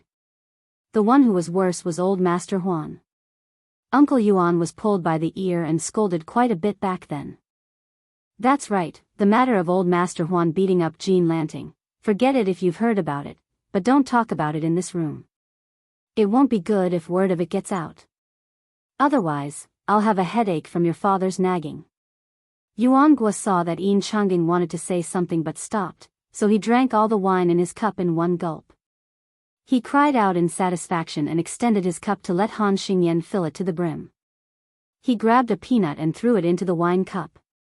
The wine was excellent and could hang in the cup, so even if the wine had already reached the top of the cup, it still didn't overflow at all. The assistant minister lowered his head to look at the ripples and was somewhat absent-minded. When he raised his head, he regained his composure and gently swirled the wine cup with a smile. I know what you guys want to ask the most. It's not that I can't talk about this matter, but... The heroine, who was teasing Yin Maochuan's grandson, said unhappily, I'll just pretend I didn't hear it. Yuan Gua chuckled and raised his head to drink all the strong wine in one gulp. He chewed on the peanuts that tasted full of wine and said with an intoxicated expression, Wu conferred the title of 18. The Li character was originally a genuine evil title. When this old man's song wrote Jiesher, it was the late emperor who instructed him to change this character from evil to beauty. However, it was at the bottom of the 18 beautiful titles. The old Grand Secretary, who is also the teacher of Uncle Yuan's teacher, is the teacher of our heroine Zhang's father. He has always held a great grudge against the king of Beiliang. The late emperor's actions may not have been without original thoughts. This thought only surfaced during this year's hibernation awakening. When the current emperor bestowed this character, he put even more thought into it. Given His Majesty's bearing, he naturally wouldn't give Great General Su any evil titles. If he were to generously give the other 17 beautiful titles, the Great Hall would be thrown into chaos that day. After talking about the imperial court, let's talk about Beiliang. From His Royal Highness, the young man who became the king of Beiliang from hereditary succession, should he accept this title that's neither high nor low? If he doesn't accept the imperial edict. Han Xingyan smiled and said, does this guy want to tell the world that the Su family is going to rebel? Yuan Gua put down his wine cup and dismissed Han Xingyan's judgment with a smile. He continued, if Beiliang swallows his anger and accepts this imperial edict, given Beiliang's loyalty to the old vassal king, the new vassal king will undoubtedly lose the confidence of the army and the people. It's no different from tearing down his own house. With Uncle Yuan's words, do you think the young king of Beiliang should accept the imperial edict or not? Xingyan, I'm asking you. Han Xingyan thought about it and smiled. I bet that guy still doesn't dare to not accept it. He'll just try his best to minimize the big matter and pretend to be calm and do his best to suppress the matter of the posthumous title. Yin Changing furrowed his brows and said, it's difficult. The scholars are all watching. Even if Beiliang blocks the news and the people don't know much, how can so many scholars not have access to the news? What's even more difficult is that accepting the imperial edict is unfilial. The 300,000 cavalry will look down on the new king. If he doesn't accept it, he'll be disloyal. Many scholars rushing to Biyao will also have thoughts. In any case, the new vassal king is destined to be difficult. If he doesn't handle it well, he won't be able to please both sides. Yuan Guo glanced at Zhang Gaoxia and twirled his wine cup between his fingers. He laughed softly and said, "This is just the first move in the new chess game between the imperial court and Biyao. Next, the new vassal king will have to observe mourning for 3 years. No one in the imperial court is willing to ask for a revival of the love seizure for the new vassal king. This middle game, which will take 3 years, is even more of a headache. Even if he survives the middle game and resolves the hard-pressed internal problems, I'm afraid he'll have to face a hasty conclusion. If Bei Meng insists on fighting Biyao first, Yuan Guo didn't say anything else. Chapter 983. Han Xingyan said quietly, "It sounds like this new Prince Liang's future days are going to be quite miserable." Yin Changing laughed coldly and said, "It is indeed extremely miserable." Yuan Guo left the small couch, his body swaying as he said, I'm drunk. Go find your father to drink some hangover tea." Yuan Guo's hands rubbed his earlobes out of habit, swaying as he walked out of the room. Right now, the spring breeze still carried cold air. When the wind blew, he shivered. He turned around and saw Zhang Gaoxia following behind him. He slowed down his steps, saying in self-mockery, "I, Yuan Guo, am the most useless of the eternal Hui Spring. During those years, Elder Huan scolded me the most and fiercely, and I have also disappointed Grand Secretary Great Sir." Zhang Gaoxia said this coldly, and then turned around to head towards Yin Chang'an and Han Xingyan. "You are indeed the most disappointed." It was as if Yuan Guo didn't hear anything, continuing to walk forward, his steps unsteady. This muddle-headed Prime Minister second in the Ministry of Works walked up to a giant spring god lake boulder that was 2 people tall, stopping in front of it, laughing to his heart's content. Speaking of which, in such a large family, Grand Secretary Zhang Julu wasn't some strict father, nor was he some kind of loving father. He never interfered with family matters, and when he treated his children, he always carried a cold attitude of letting them live or die on their own. The eldest son didn't seem to have inherited the Grand Secretary father's knowledge and talent, mediocre and unaccomplished. He served as a county magistrate in a lower county with less than 3,000 families on the outskirts of the capital. After 6 whole years, he still couldn't take a single step forward. In reality, even now, that county's officials still didn't know that this person was the Grand Secretary Great Sir's son. The second son was only a bookworm, unable to rely on the family's good fortune to enter Hanlin Academy and become a Yellow Door scholar, remaining a nobody. The younger son could only be considered idle, not even having half the guts to do evil. As time passed, even though he was Grand Secretary Zhang's young master, Wang Yuanran and the other capital's hedonistic young masters whose family backgrounds were clearly much lower than his didn't like to bring him out to play anymore, feeling like this fellow was too useless, bringing him out was just too shameful. Grand Secretary Zhang's daughters also married into mediocre families. Every time they returned to their mother's home, they wouldn't even be able to see their father's face. Even if Zhang Julu had nothing to do at home, he would still remain in his study, never showing his face. His daughters only dared to bring their husbands who couldn't even stand steadily in front of their Grand Secretary father-in-law to the study entrance, timidly greeting him with a few words through the door.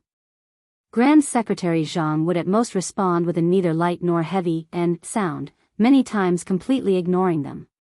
Only when Grand Secretary Zhang occasionally saw his grandson who had just learned how to walk would he reveal a faint smile.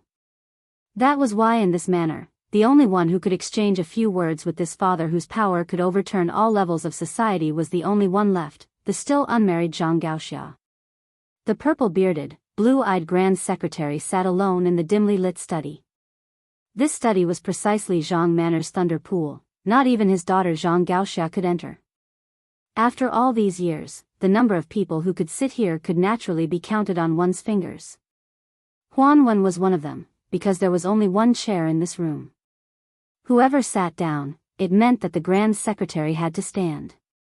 Zhang Julu never had any interest in fine wine or fine food, nor did he take any concubines. His wife was the daughter of his respected teacher, the old Grand Secretary.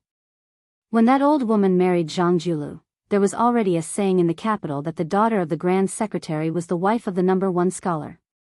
When her husband also became the Grand Secretary, her appearance became even more revered, even the current Empress Zhao Ji having to treat her with respect.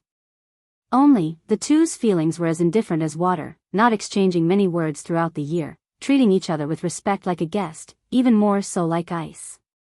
Zhang Julu also didn't have any interest in the 19 paths, but he was rather obsessed with the Chinese chess that Huang Longshi pioneered.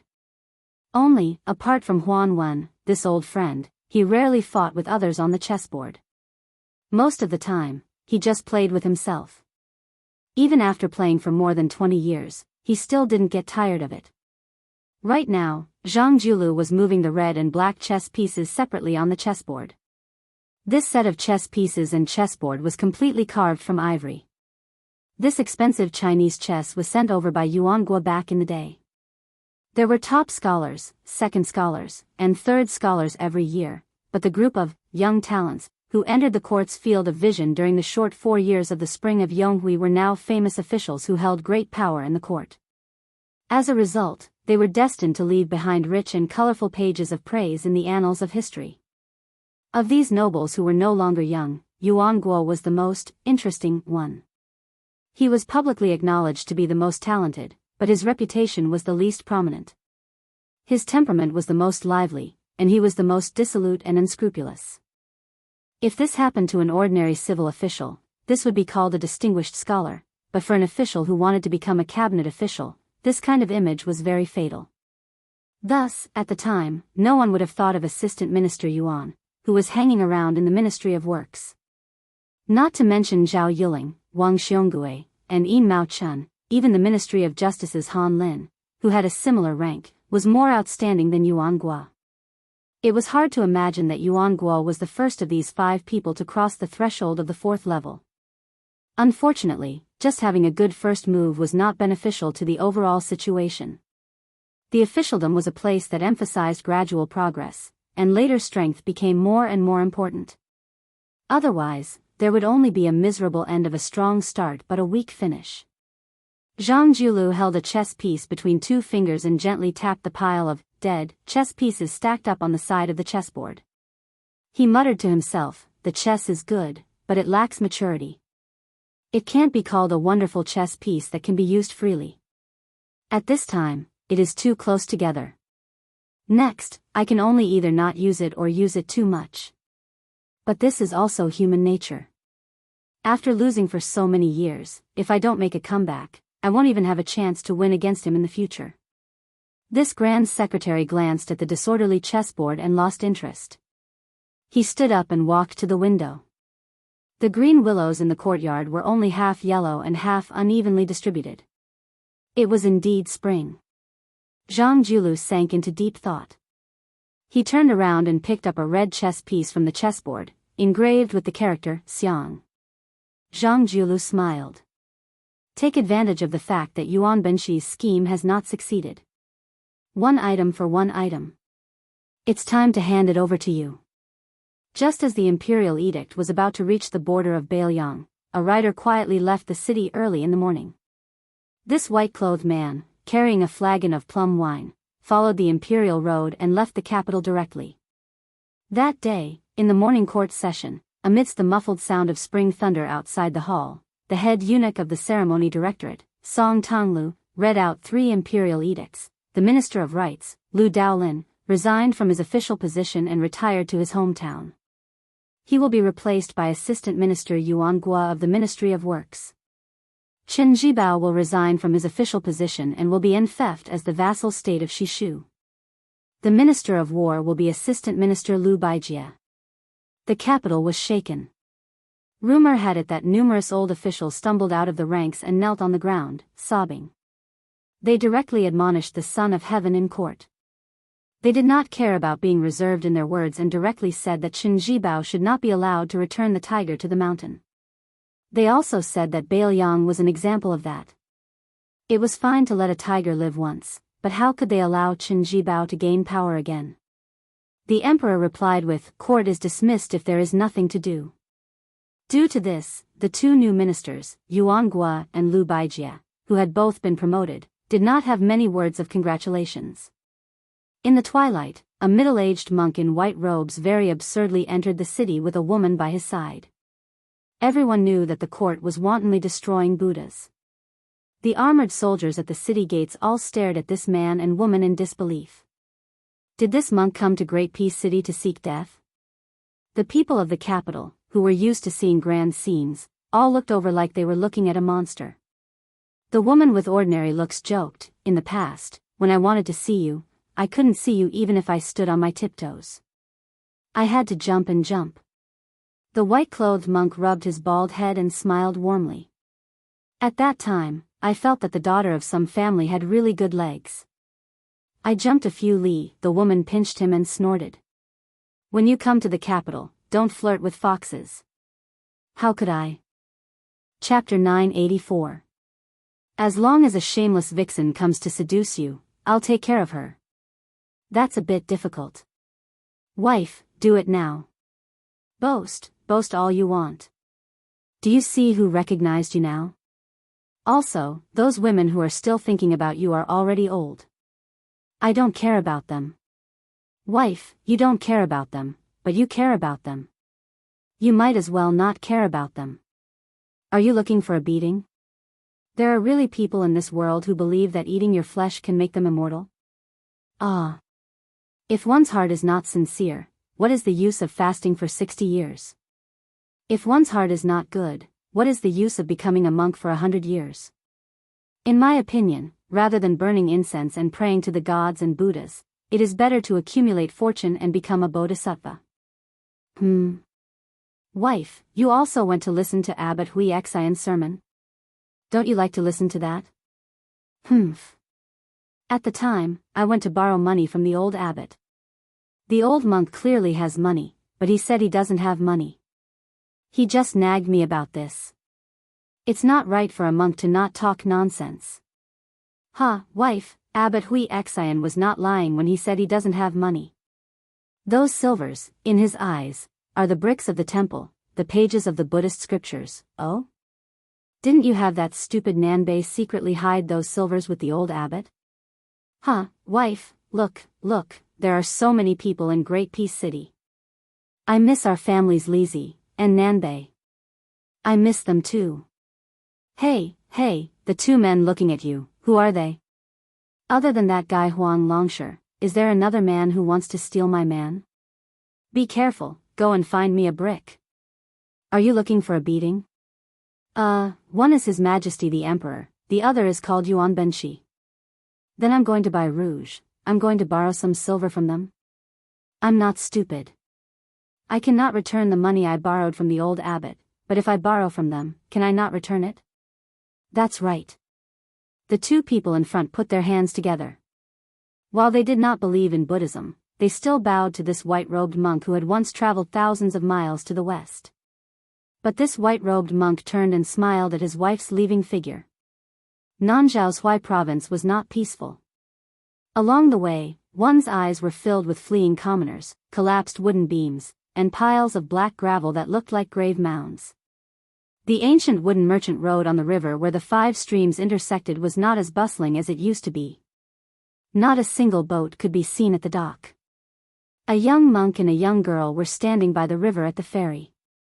The young girl was lying on her stomach on the ground. She stuck her head out of the water and used the clear water as a mirror. She was carefully smoothing out the messy black hair on her forehead and temples. The exhausted girl sat up and patted the dust in front of her. She said helplessly, "Stupid Nanbei, those refugees don't even have enough to eat. What's the use of preaching to them? You won't be able to fill your stomach." Master said that the will arose from fate. Stop. Listening to you preach makes me hungry. If you keep nagging, I'll really starve to death. Oh. I'll go find food for you. Strange words suddenly came from behind the young monk and the girl.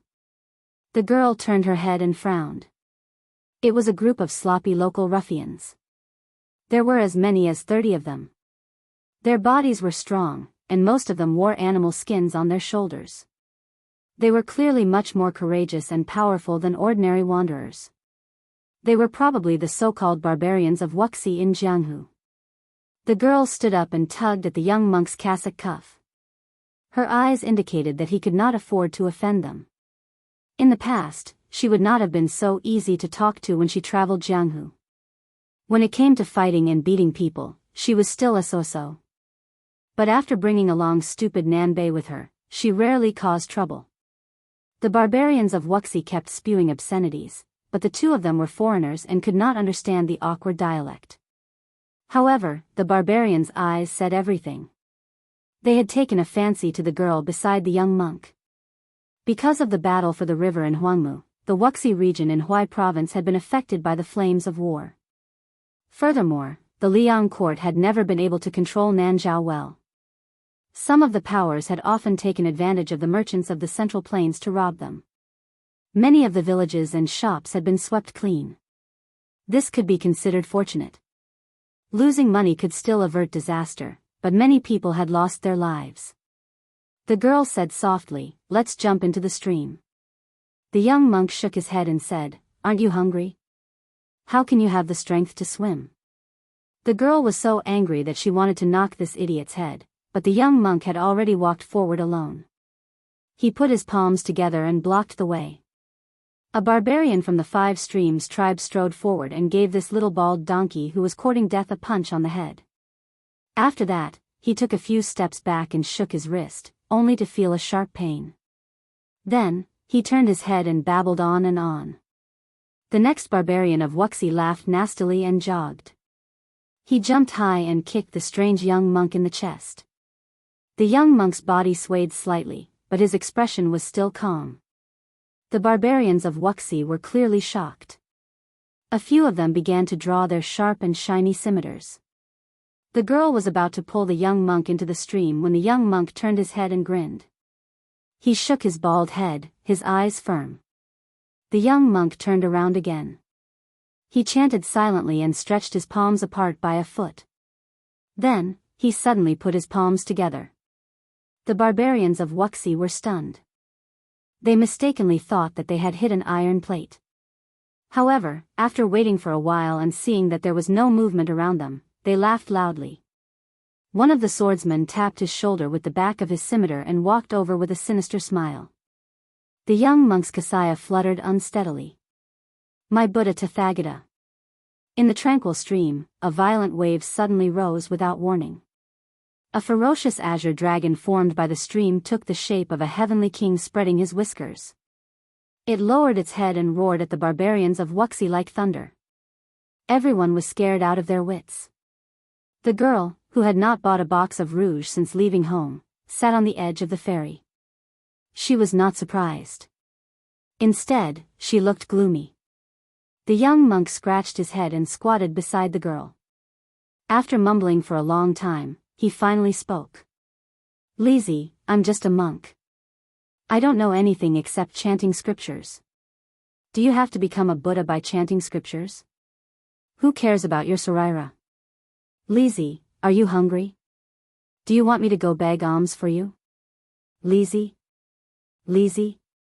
The young monk sighed and looked into the distance with his hands on his cheeks. The girl, who had her back to the young monk, raised her sleeve and wiped her face.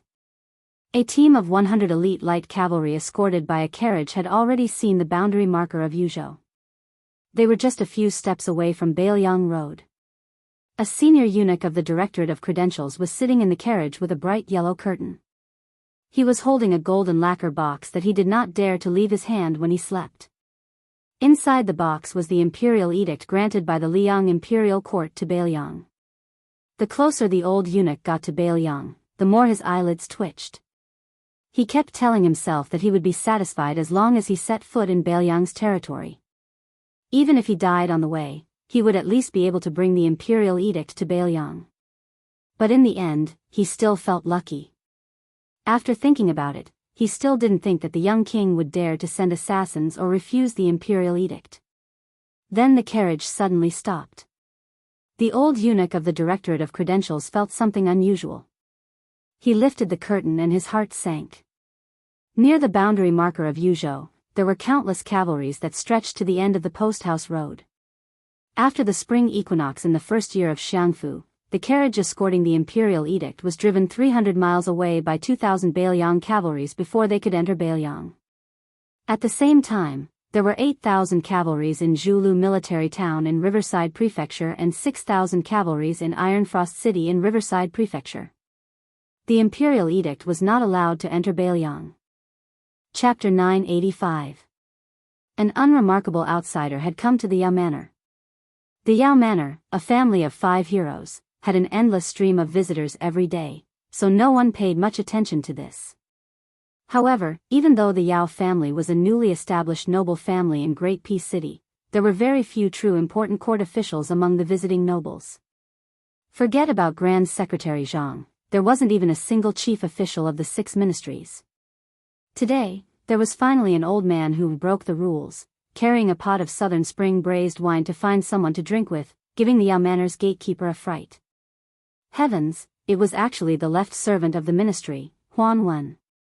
Grandfather Huan had honored the Yao Manor with his presence. He didn't have time to report to the family head, hurriedly taking the initiative to open the gate to welcome him. Unexpectedly, the old man had already slipped into the manor from the side. The current court's great scholar of Confucianism, Yao Baifeng, hurriedly brought people to search for that Tantanon. Unexpectedly, he finally found the old man in a pavilion. Inside the pavilion, there was a young scholar from the capital who was currently discussing heroes on the chessboard with Yao Baifeng's eldest grandson. Bystanders of similar age who had come to the manor not to freeload food or drink, but to rub off on their reputation, formed a circle, very particular about the rules of watching chess without speaking.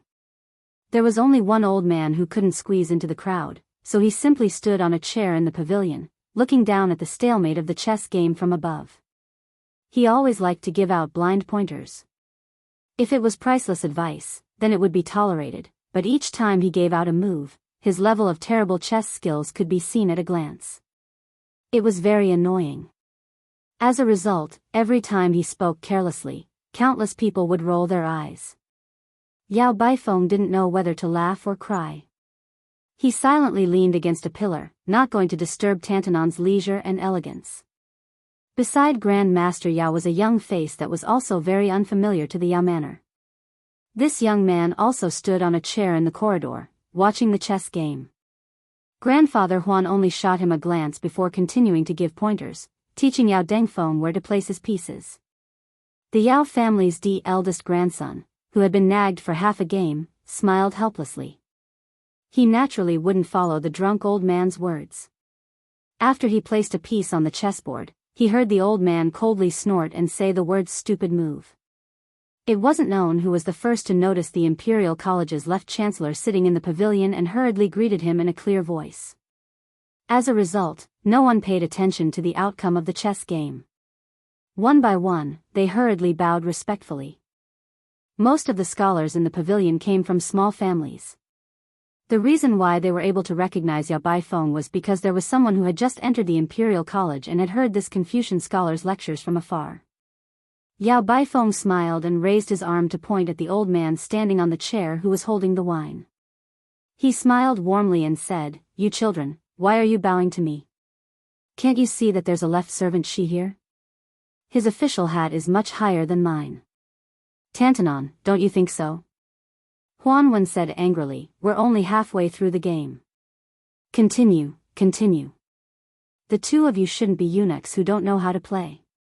The scholars in the pavilion were all quite shocked and were dumbstruck for a moment. They saw the young man standing beside Tantanon jump down from the chair and pass through the gap in the human wall. He walked towards the chessboard and bent down to pick up a white chess piece.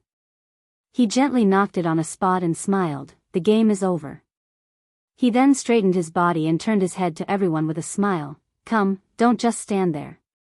Let's all pay our respects to left servant Shi. Let's not miss such a great opportunity."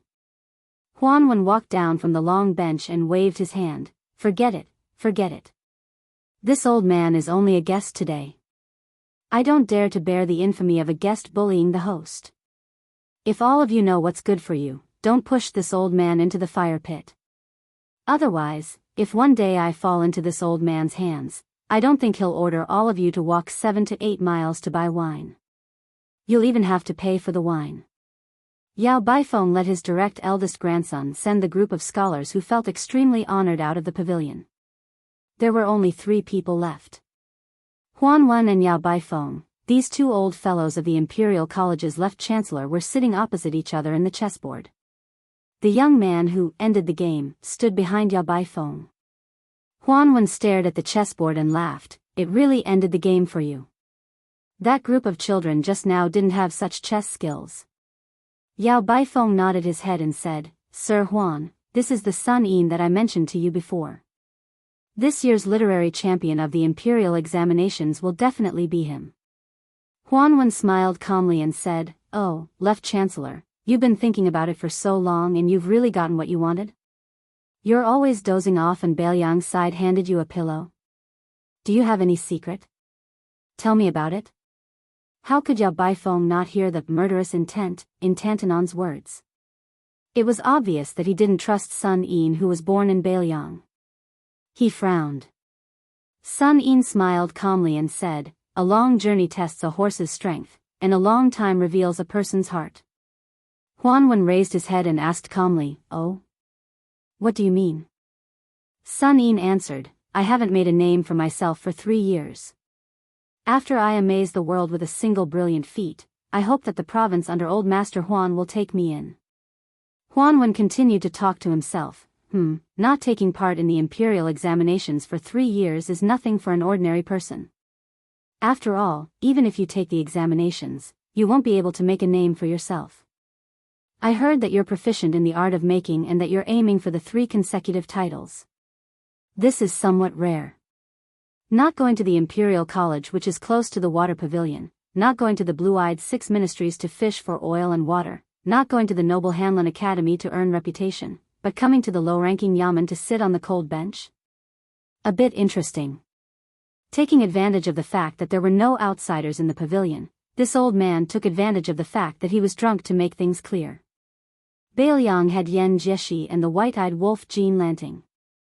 As the old saying goes, one shouldn't do things more than 3 times. This old man always felt that this old man should be an ambitious and ruthless person. Therefore, no matter what you said, he still didn't believe you. As for that old man Yao Baifeng, Huan Wen was very familiar with him. This old man had only interacted with sages in old books all his life. He didn't understand the sinister nature of people's hearts and couldn't recognize a few human skin ghosts. This old man was different. He spent most of his life rolling around in Taishang Laojuan's alchemy furnace. You little brat, this old man doesn't like you very much. Therefore, as long as this old man is alive, he won't allow you to take the imperial examinations. You can only come to the province under his tutelage and start as a small official. How about it? Sun Yin calmly said, No harm done. Yao Baifeng was extremely angry. He no longer called Tantanon or left servant Shi Daran and directly called him by his name. Huan Wen. Don't go too far. Grandfather Huan drank a mouthful of wine and squinted his eyes. What, you want to beat me up? A gentleman uses his mouth and not his fists.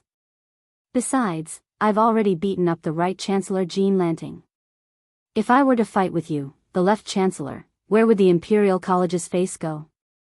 Yao Baifeng stood up and angrily said, Sun Yin, don't pay any attention to this scoundrel old man. Let's go and let this guy have his fun. Huan Wen smiled and said, all right, old Yao, stop acting. Look at you, the emperor, who isn't worried, the eunuch is. Sun Yin is still as calm as ever. Don't go too far. If it wasn't for our decades of friendship, I wouldn't have come out to be the bad guy. In the end, even if this kid really did get all the members and top scorer in one go, do you think the imperial court would dare to use him and Bai Yan would use him? It's not a good thing to become famous too early. Zhao Yuling and the others were able to achieve what they had today, not because they had great ability, but because Bai Yan had a big heart. In terms of knowledge, you are naturally good, the Wang Xianji of the literary world. But as an official, you can't even compare to the junior Sun Yin. Even though I don't like you, my favorite student who wanted to pass on his legacy, but at least I took the risk of losing my integrity in my later years and became his protective talisman. Once he entered the province, there would be less trouble and he would be able to establish a foothold in Great Peace City. The imperial court already has third brother Jean. It would be hard for them to make an exception and promote the young people of Biyao. Also, Sun Yin dared to run into Bai Yan's blade in these few years. Even if he doesn't die, he will at least lose a few layers of skin. If you yell at me again, I'll take back my words and let you kill Sun Yin. How about that? Yao Baifeng couldn't say anything. Huan Wen threw the wine gourd to the left chancellor. Go, personally fill it up for me as your apology. Yao Baifeng angrily threw the wine gourd back and sat back down. Chapter 986. Huan Wen carefully held the jug of wine and glared at him. He then sighed softly. Among the 3 provinces and 6 ministries, the imperial court has always intended to not have a chief official in the Hall of Secretaries.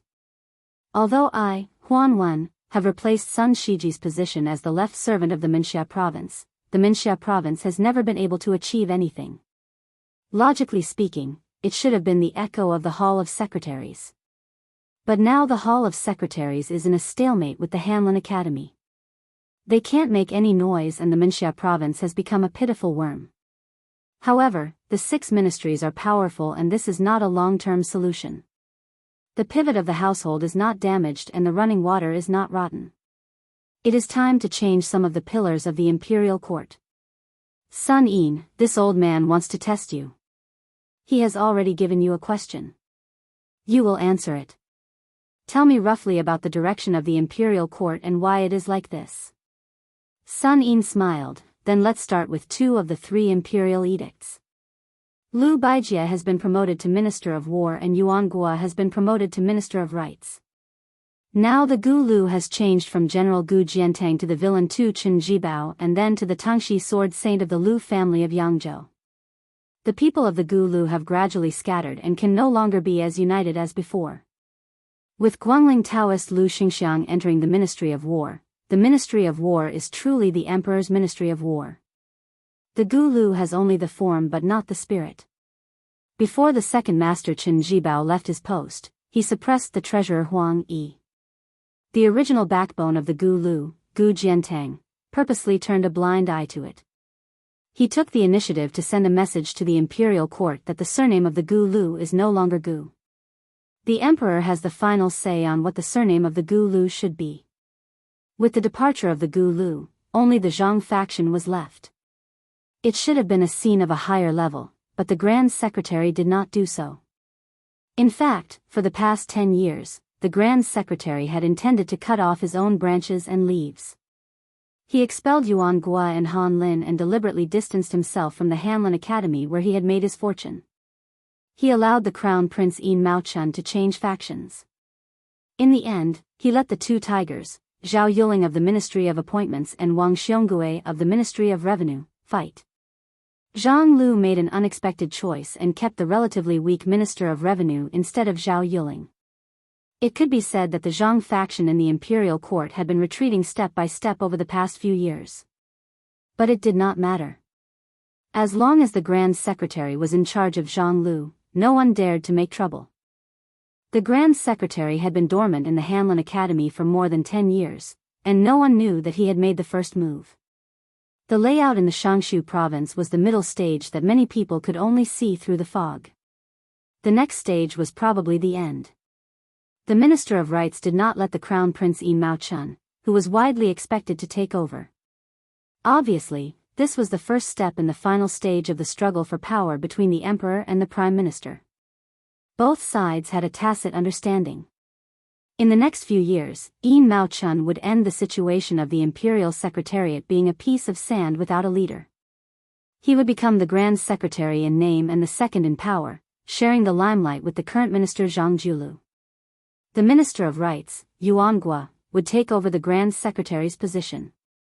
He would not be the rightful next master of Zhang Lu, Wang Xiongui from the Ministry of Revenue. In addition, with old Master Huan overseeing the Shangshu province, he would be a peacemaker. The 3 provinces would be harmonious and would not consume too much of the national power for the struggle between the factions. As for Zhao Yiling from the Ministry of Appointments, he would at most be given the title of Grand Secretary before his death. After his death, he would be given an extremely high-ranking posthumous title. Although he would lose his position first, he would still be able to gain face. Generally speaking, it would be acceptable. Moreover, with his in-law, Yin Mao-chun, taking over the position first, Zhao Yiling would also have to avoid arousing suspicion.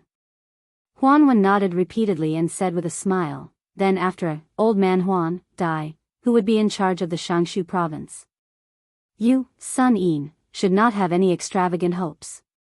Before I die, I will definitely send a secret memorial to His Majesty to not let you gain too much power. Sun Yin's expression was calm and tranquil. With a smile, he said, it's not like Grand Secretary Zhang is the only one with the ability to play this game of chess. Since the Prime Minister Yin Mao-chun has already surfaced, there will naturally be another Prime Minister.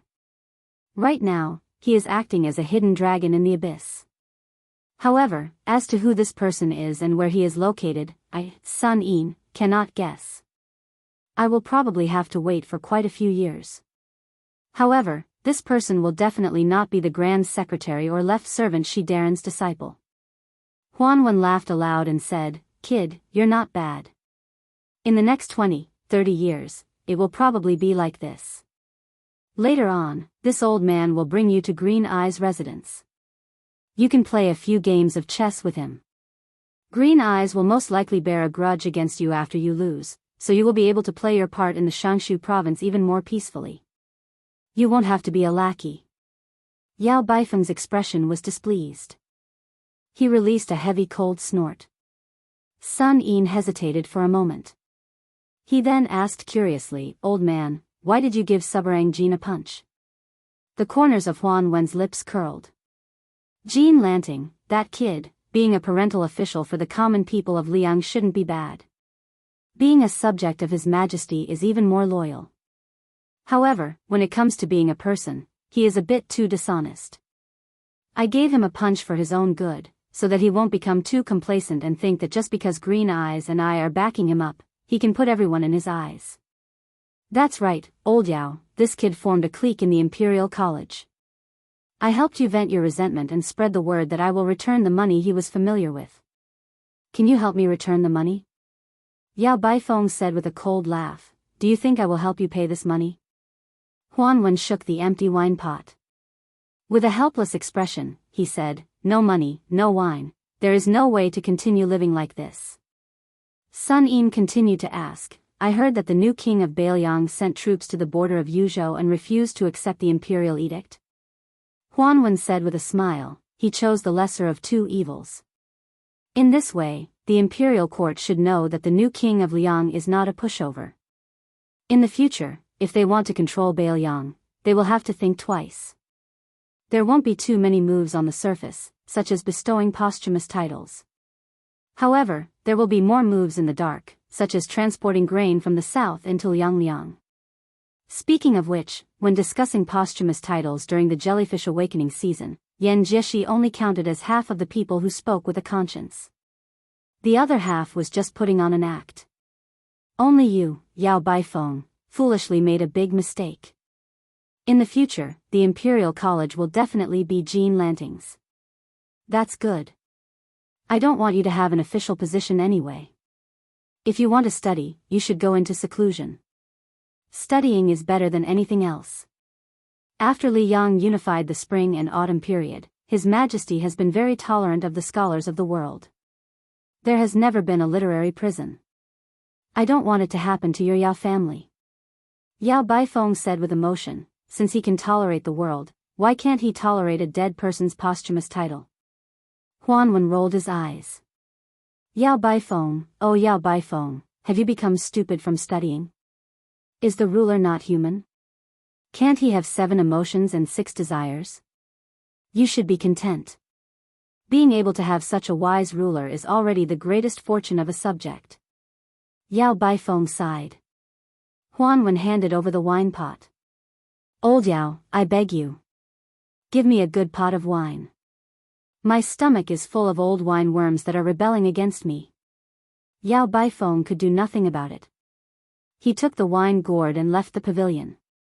Huan Wen chuckled and said, "Sit down. The pedantic old scholar has finally left. You and I can say some rebellious words." After Sun Yin sat down, he said softly, "Between the previous emperor and the current emperor, there is a king of Biyao. Between His Majesty and the Crown Prince Zhao Zhuan, it is our Grand Secretary. The great general is high and the emperor is far away. He has 300,000 elite soldiers.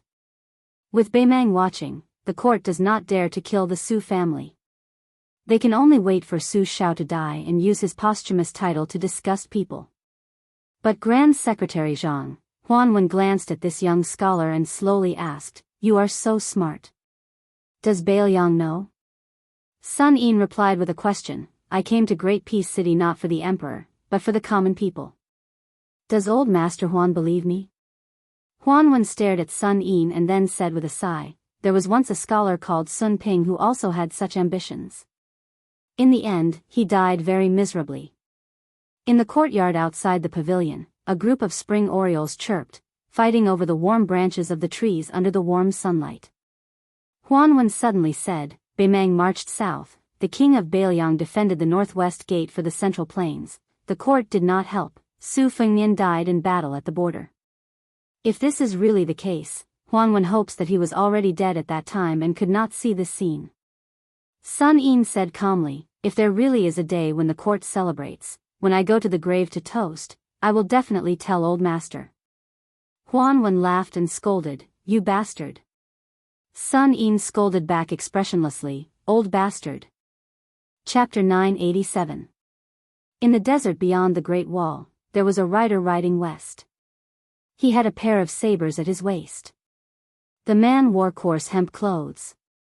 Further west of Liangzhou, there were 3 military towns in ancient times, Fengxiang, Linyao, and Qingsang. They controlled the upper reaches of the Central Plains. At the same time, they formed a triangle with the Iron Gate Pass. Together, they controlled the vast western regions. However, the 3 towns had long been abandoned. They had become the perfect shelter for hundreds of thousands of refugees. These criminals were particularly brave and good at fighting. Not to mention young men, even women and children of 7 or 8 years old would fight to the death against Biyao soldiers as long as they were given a wooden spear. The border army of Liangzhou had always had the habit of using refugees to practice martial arts. Most of the sinners' bravery was forced out by the Biyao cavalry. They had no choice but to do something desperate. The first thing the Biyao crossbowmen did was to throw them here. They were only given a horse, a crossbow, and a cold saber. Then, they had to pray for their own good. If they could survive for a month, they would have crossed the first threshold. If they died, even collecting their corpses would be an extravagant hope. They would have long been whipped to pieces by the sinners who hated Biyao to the bone. The people of Lingzhou, which was far from the border, all said that the children who grew up there loved to kick and play with the skulls of the dead Biyao soldiers. Therefore, the people there were neither human nor ghost. They were extremely terrifying. When the rider traveled 200 li to the west, he encountered a group of future crossbowmen who had just entered the area. The 2 sides were on the verge of fighting. There was no need for words. The coarse hemp man casually blocked the barrage of short crossbows and 2 waves of charges without injuring anyone. The elite soldiers returned without accomplishing anything, so they gave up on trying to chew this tough bone. Although the number of heads they beheaded after returning to Liangzhou was related to the amount of money they would be rewarded, their original intention was still to survive. Since it was clear that they could not chop off this fellow's head, they quietly took a detour after picking up the crossbow bolts one by one. This place where the refugees gathered was full of hidden dragons and crouching tigers. There was no lack of Jianghu people who fled beyond the Great Wall after committing crimes in Liang. Those who were able to gain a foothold here were either in a high state of martial arts or were proficient in unorthodox ways. Therefore, the group of armored soldiers did not find it strange that they encountered this knight in white hemp garments with a saber. What they found strange was that this young fellow had blocked all of their attacks without even drawing his saber, which made them fearful. The hundreds of thousands of refugees, a mixture of good and bad people, did not disperse. They were mainly concentrated in the three abandoned cities from the east to the west, Qingsang, Linyao, and Fengxiang, which had been removed from the map of Liang. This was because if they were to disperse, they would definitely become ghosts under the sabers of Bailiang's armored soldiers. The refugees rarely carried weapons with them. If these stragglers ran into groups of armored soldiers who had the potential to become Bailiang's elite scouts, even if they were not afraid of death, they would still die. As for why Bailiang did not take down the three cities in one go, the refugees were already extremely lucky to be alive. They were too lazy to care about this. They wanted nothing more than for the old king of Bailiang to treat them like a fart and let them go. However, when they heard that this butcher was already dead, they were skeptical. At first, they were more or less relieved. Then, there was a rumor that a new king had ascended to the throne in the three cities and was going to use them as an example to establish his might. Soon, a large army would be coming to the border. This immediately put them on edge. These refugees actually hated the poison warrior Li Yishan the most. When the Su family took over Bailiang, those local wealthy families who showed even the slightest hint of disloyalty were all killed off. Not a single one was left alive. The children who were not taller than a horse's back were driven here. After that, the armored soldiers of Bailiang came here to hunt for military exploits and did not allow even a caddy of salt or a piece of iron from Liangzhou to enter this place. It was all under the instructions of Li Shan. In the early years, there were some who were greedy for glory and wealth and hoped to use the secret military intelligence of the three cities as proof of their allegiance to Bailiang in exchange for a stable life. In the end, Li Yishan ordered all of them to be killed and their corpses thrown out of Qingsang city. Only then did all of the refugees completely give up. This Bailiang person was determined to make them a lonely soul for the rest of their lives. As for the old king of Bailiang, Su Shao, in the past, the refugees did not hate him very much, but they feared him even more. Now that Ren Tu was dead, their hatred turned to hatred. This was because someone said that before Ren Tu died, Ren Tu's last words were that he wanted the new king to bury 200,000 refugees with him. Only if the new king of Bailiang managed to gather 1,000,000 soldiers in the netherworld would they be able to wrestle with the king of hell. At first glance, this kind of ridiculous nonsense was actually believed by everyone in this precarious land of refugees. In the twilight, they could faintly see smoke curling up from the kitchen chimneys of several villages. In this area, there were very few Bailiang riders who dared to wander around unscrupulously. The last time they did so, it was the son of the administrator and a man with heavy pupils who came to take a stroll around the city. The man with the saber led his horse forward and asked for a ladle of water from a family living in a mud hut at the entrance of the village. The family of 4 consisted of a dark-skinned, robust couple and a pair of barefoot children. Their eyes were abnormally cold. Probably because they were intimidated by the 2 sabers at the visitor's waist, they suppressed their impulse to kill him and steal his horse. The man in charge of the family endured the heartache and scooped up a ladle of muddy water from the bottom of the water tank with difficulty and handed it over. The man was not drinking the water to quench his thirst, but was recklessly using it to clean the horse's nose. The 2 children of the family looked at the man and the horse from afar with blazing eyes. In this place, it was easier to survive with an iron saber. As for having a good horse to ride, it was purely a luxury. It was better to have a backer. Otherwise, it was tantamount to having the words, kneeling and begging for death, written on your face. When the young knight with gray hair handed over the ladle, he glanced at the 2 children from the corner of his eyes. They were both looking at the saber. There was a young child at the tumbling horse pass who was looking for a clean Jianghu dream in his heart. The children here were thinking about how to kill if they were killed. The 2 were worlds apart, but there was no right or wrong. Before leaving with the horse, he took out a large piece of silver from his bulging money bag and threw it over. The man caught the silver and took a big bite out of it. He grinned at him, but there was no gratitude in his eyes. Not long after, the man called over more than 20 young and robust men in the village. They carried wooden spears that every family could not live without. There were also some robust women and slightly older children who were unwilling to be left behind. They aggressively intercepted the wanderer who accidentally revealed his yellow and white substance. It was not accurate to say that they intercepted him, because the man stopped his horse not long after leaving the village, as if he had been waiting for them. The man with the saber gently threw the money bag in the open space in front of him and said in an authentic Biyao accent, "If you are not afraid of death, take it if you have the ability." Chapter 988. As a result, no one dared to act rashly. Of course, the bag of silver was tempting, but this young ranger with a sword and a horse didn't look like someone who would be easily killed. Seeing that they weren't moving, the ranger squeezed his horse's belly, and the horse's hooves gently stepped on the ground, heading towards the bag of silver. At that moment, a wooden spear flew out at high speed, and the sharpened spear was aimed at the ranger's chest. The person who threw the spear was a tall and sturdy young man. The young man's spearmanship was trained by killing countless cunning gerbils.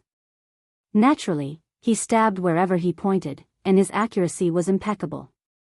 Unfortunately, the ranger didn't know how to move the wooden spear. He turned the tip of the spear around and grasped it lightly. Other than the vicious young man who didn't know what to do, the rest of the men and women retreated with their spears, drawing a clear line between them and the young man. The ranger with a sword pierced the money bag with the tip of his spear, and urged his horse slowly towards the young man. The money bag was tightly knitted, and it slid to the middle of the wooden spear before stopping. The horse's hooves weren't heavy, but they hit the hearts of the refugees. The young man who was tempted by the money didn't wait for death. Instead of retreating, he charged forward, facing the man and the horse. He didn't run in a straight line, but like a snake slithering in the sand, the agile young man swept past the horse's head, and with a twist of his toes, he fiercely slammed into the side of the horse's belly. The ranger casually reached out, grabbed the young man's head, and threw it up high, the tip of his spear aimed at the young man's belly. At that moment, a wail came from behind the men and women, and a skinny little girl staggered out of the human wall. The ranger frowned, and the spear drew half an arc in the air. The young man fell heavily to the ground, escaping the fate of being pierced by his own spear. He shook his head, and after trying his best to stand up, he shielded the skinny little girl behind him and stared at the ranger with a wooden spear on the horse's back. The ranger threw the wooden spear, and it was nailed into the yellow sand a few steps in front of the young man and the little girl. His gaze leaped over the young man's head, and he glanced at the group of refugees. Only then did he pull on the reins and turn around to leave. The little girl, who was so skinny that she couldn't even get frostbite, sobbed as she hugged the young man who was dependent on her for survival. The young man who survived the disaster pulled out the spear with trembling hands and pulled the heavy money bag onto his hand. He untied the knot and poured out a small piece of broken silver. Then, he handed the money bag to the elders in the village to divide the spoils. It was not that the young man was poor and generous. It was just that even if he took a little more than that, he would be beaten up badly. But this time, the young man was greatly surprised. None of the 30 or so men and women in the village came forward to take the money bag. The young man wasn't stupid. He remembered the glance the ranger gave him before he left. It was obvious that the Jianghu expert had made these people not dare to touch the silver. The young man didn't have any elders in his family. Even if he hadn't studied for a day or learned a word, he had still been taught the ways of the world. He used the money to buy a pitiful amount of dried meat and coarse grain from those people. After squandering the money bag, the young man didn't rush back to the village. Instead, he gave the small piece of broken silver to his little sister, squatted down, and let her ride on his neck. He slowly stood up, holding the wooden spear that had almost taken his life. The young man was somewhat annoyed that the money bag had also been taken by someone else. He looked in the direction of Jianghu city, but he couldn't see the ranger anymore. The young man smiled brightly and said, "Little grass root, it's silver." The little girl, who was holding the broken silver tightly, rested her chin on her older brother's head and made a sound of agreement. The rider rushed into the dilapidated Jianghu city before the gates were closed. There was no such thing as a pass here. Being able to stay alive was the biggest pass. Who cared about your surname or your household registration? In this city, it didn't matter if you were Zhang Julu or Grand Secretary Zhang. It was the same even if you were the emperor's son. Perhaps only that person's surname Su from Biyao had the authority to make a decision. After the ranger entered the city, he sat high on his horse and looked around. It was indeed different from the cities within Biyang's jurisdiction. It had nothing to do with whether it was rich or poor. Tuma Pass was also poor, but the people on the streets lived a stable and free life. On the streets of Qingsang City, there was actually no lack of well-off men dressed in silk and satin. However, everyone was afraid of danger and looked at each other with deep vigilance. Moreover, there were very few travelers who were alone. Most of them were in groups. Some of the local ruffians squatting on the streets with nothing to do were not as lazy as the local tyrants of the Central Plains, who gave people the feeling that they were half dead. At this moment, the people who raised their heads to look at him were all emitting ominous glints. It was as if they had calculated how much money he, a horse, 2 knives, and all of his belongings could be sold for. They were also weighing whether or not they should risk their lives for this windfall. In this dangerous place where everyone was jackals and wolves, if a scholar who could recite the wind and recite the moon was thrown into the city, he would probably end up being hacked to death on the spot. The ranger raised his head slightly and saw the tallest wolf smoke arrow tower in the city. Out of the hundreds of thousands of refugees, only 4 people had managed to carve out a bloody path and proclaimed themselves as kings in the past 20 years. 3 of them had occupied Fengxiang, Linyao, and Qingsang respectively, and the last, vassal king, had established a huge sect between Linyao and Fengxiang that could support tens of thousands of people. The one who held Qingsang was the weakest because he was constantly being cut by Biyang's cavalry with blunt knives. However, he was also the most violent. His real name was Kai Junshin, and he used to be a mediocre swordsman on Liang Lake. Later on, he was lucky enough to make a name for himself here, and he gave himself a nondescript nickname, something like the 1,000 Frost and 1,000 Snow Pear Flower Sword. Whenever a famous swordsman came by, he would be invited by the master of Qingsang to exchange swordsmanship with him. After that, the swordsman's swords became Kai Junshin's treasured playthings. When he was troubled, he liked to plant famous swords all over women's bodies, and he called it a tree of pear flowers. It was clear that this city lord, who was respectfully called the Dragon King of Western Xia by the local refugees, was very elegant. The paladin followed the wolf smoke arrow tower in his line of sight and headed west.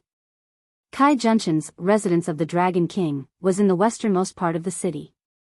There was no other way. Qingsang was the closest to Biyao in the east. Kai Junshin would be able to escape faster if he abandoned the city. The Dragon King of Western Xia kept saying that he would lead his troops to Mount Qingliang one day. Who would believe him? Kai Junshin would probably be the first to not believe him. The residence of the Dragon King in Qingsang City encompassed the entire western part of the city. Based on the structure of the capital, it was divided into the inner palace and the outer palace. The so-called walls of the palace were merely red battlements that were 20 feet tall. However, some of the palaces and pavilions in the city were covered in bright yellow glazed tiles. It was not easy for them to have a little bit of the spirit of an imperial family, but they were all ruined by the arrow towers of different heights. Every time there was a rebellion in Qingsang, the palace walls would be easily flipped over. Then, it would be these porcupine-like arrow towers that would do the work. However, this kind of rebellion would at most number 200 to 300 people. It was not even comparable to the chaotic battles of horse bandits in the land of refugees. When this rider was still 100 feet away from the gate of the palace, he was intercepted by a group of leather-armored foot soldiers who were holding a rarely seen shiny iron spear. The leader was a burly man who looked like a military officer. He wore an old southern Tang-style armor. When he caught a glimpse of the 2 sabers that the bold fellow was carrying, he could not shift his burning gaze away. He laughed loudly and said, "There is a thief who has trespassed into the palace. Men, kill him on the spot." More than 20 spear-wielding foot soldiers rushed over. There was no formation to speak of, but they had the advantage of being vigorous and incomparably dauntless. Suddenly, the military officer shouted sternly, "Wait!" The foot soldiers stopped abruptly. The burly man in Tang armor pulled out his saber and pointed at the paladin. He laughed and said, "Boy, your saber is a good one. Before you die, tell me the name of your saber." Snatching a famous saber is not the same as snatching a woman. The latter does not need to care about the name. I do not know how to take pity on women, but I am a man who cherishes a good saber. The paladin was dressed in a hemp robe as white as snow. He smiled and said, "One is embroidered winter, the other is crossing the river soldier."